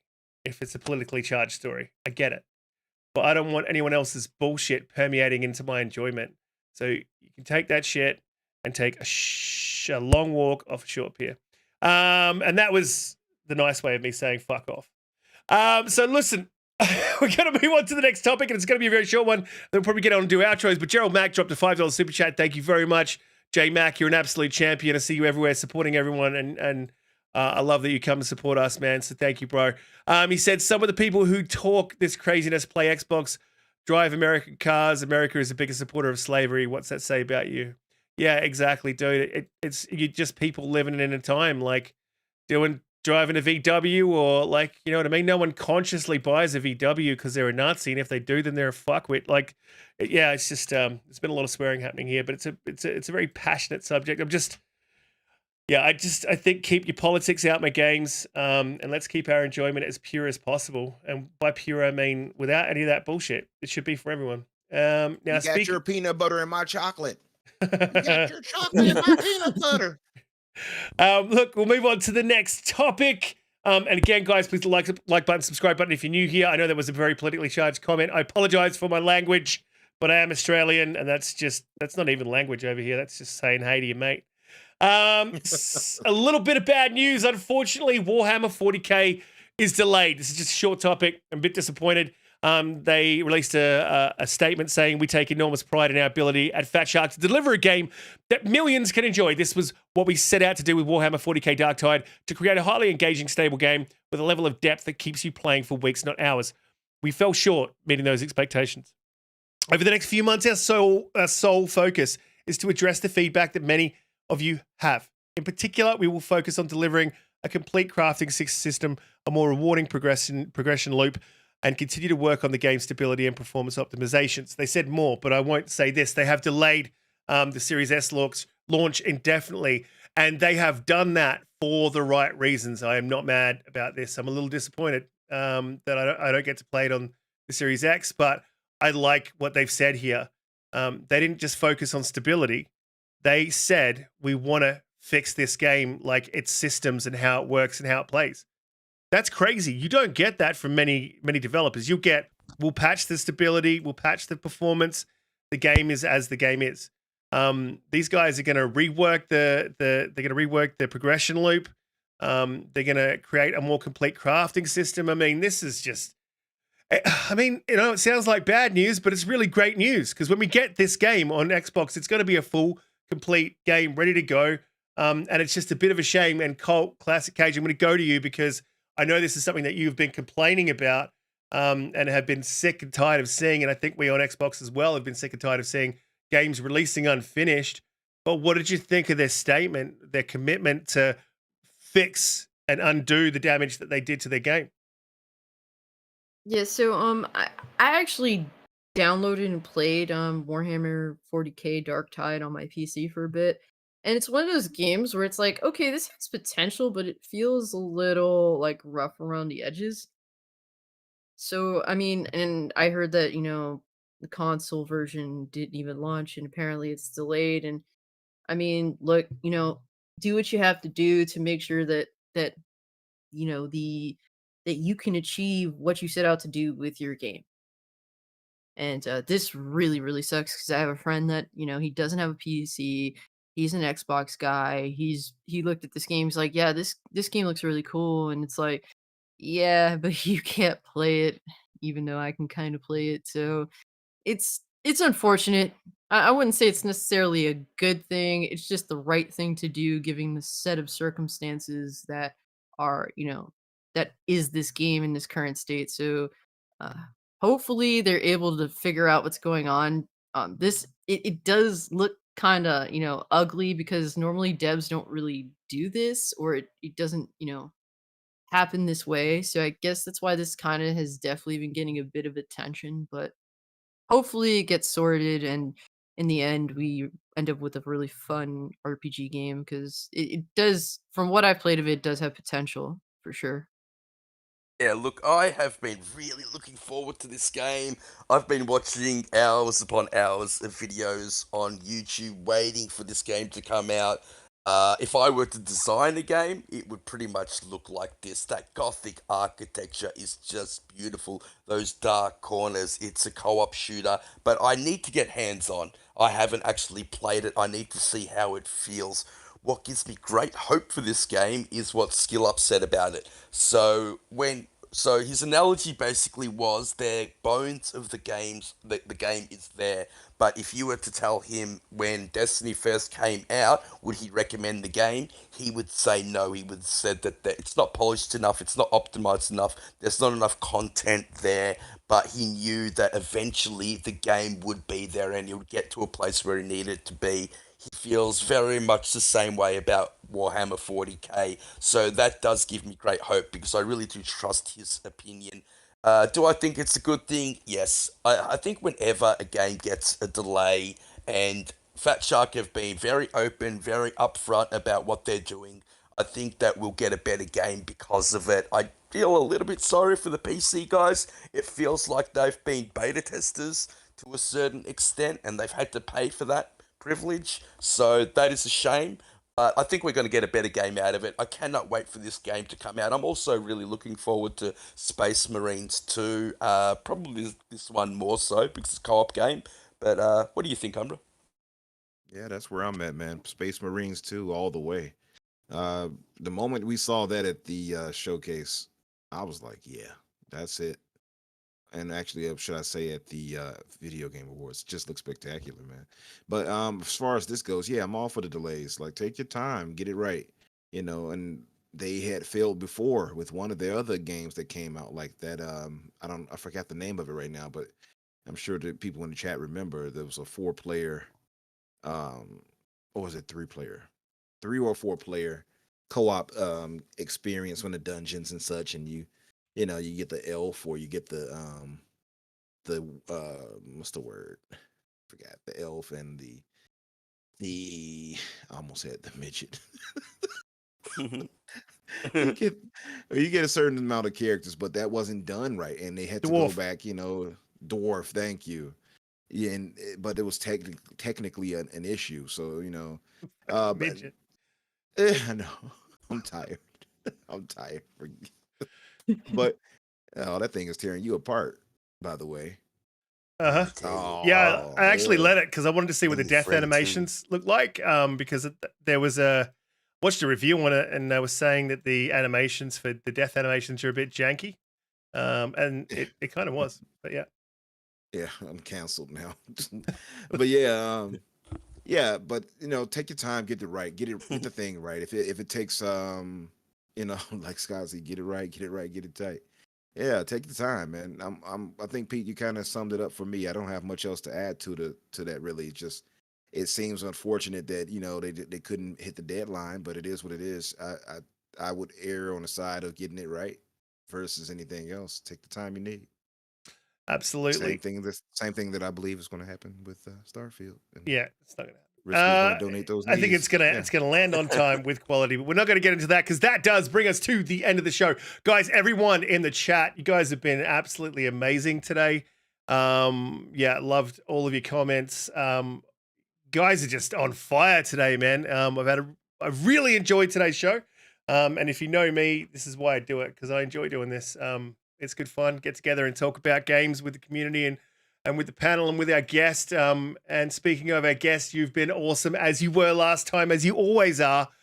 Thanks for coming through and giving us your takes on the week's news. And please let the guys know where they can find you, what you're up to. And if you want to know where you can find anyone, it is linked down below in the description. So head down there and subscribe to Cult Classic Age's channel. It is awesome. She speaks her mind, says it like it is. And yeah, it's a great channel to be involved in. Thank you so much, Riskit. It's really cool to be here. Honestly, every time I'm here, it's a great time, and I'd love to be here again. And yo, you guys got a bomb ass chat. Like, I'm here just reading up on what they're talking about, and it's kicking. And Shout out to you guys. You guys make it.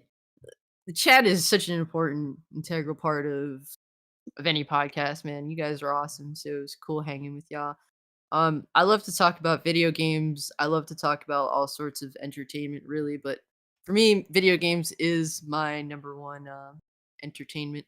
So yeah, if you want to check out what I got going, just go to Cult Classic Cage on YouTube. And if you want to talk to me personally, I always got personal opinions as well on Twitter. You can always hit me up there. I'm not a snob. You can definitely talk to me and about whatever and get the combo in about gaming. I'm pretty much open to anything as long as it's fun. Really, that's what I'm in for. It's not about PlayStation, Xbox, or PC. It's just about where are the good games and whatever I have to do to get them. I'll do what I have to do. Absolutely. And Bobby Hawk, I will toss it in the chat because you're a lazy son of a can't even go down to the goddamn description. Anyway, Pete, another fantastic show. Mate, thanks for coming through and giving us your takes. Please let everyone know where they can find you and what you'll be playing for the next week or 20 hours.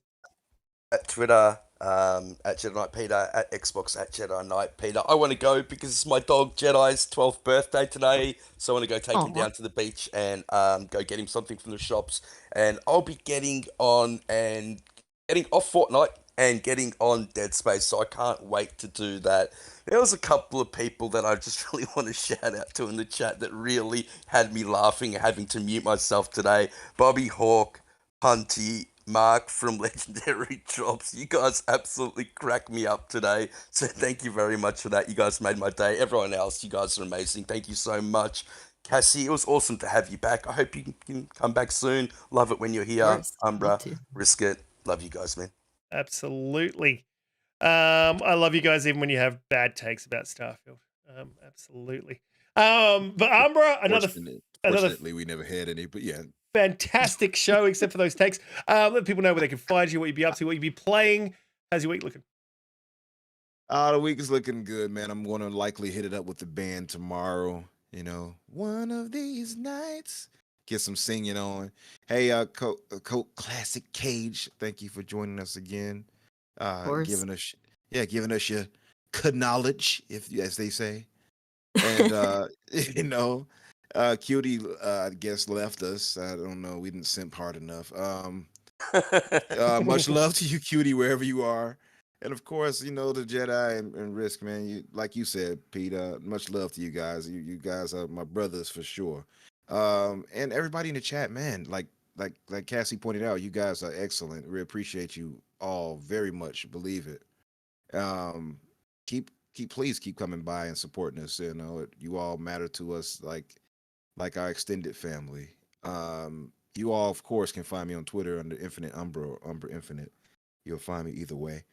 And of course, on Tuesdays on Xbox Factor with Boom and Pat in the cast at 12 o'clock Eastern. And here, of course, on Fridays at 7 Eastern.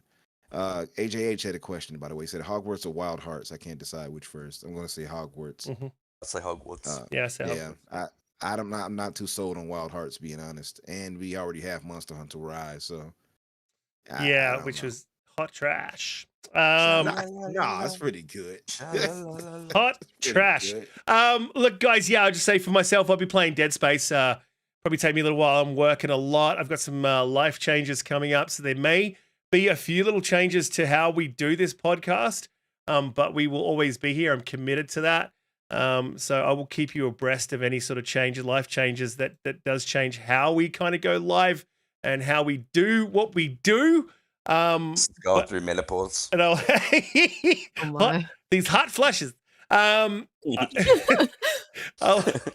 also say, look, I apologize for kind of losing my shit a little bit. I don't swear that much on the show, but I am really passionate about people not forcing other people into political views. So again, I apologize. Everybody is welcome here, guys. It's just when we're told what we can and can't do is what really starts to affect us. Mm-hmm. Yeah, that's where I'll get a prickly, you might say, and there's hot flashes will start coming up.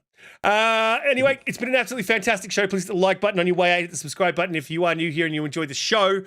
We will be live next Friday at 7 p.m. EST. Thanks for coming through, guys. You guys are absolute champions. We'll see you in the next one. Much love. Peace. Peace out. Later, guys.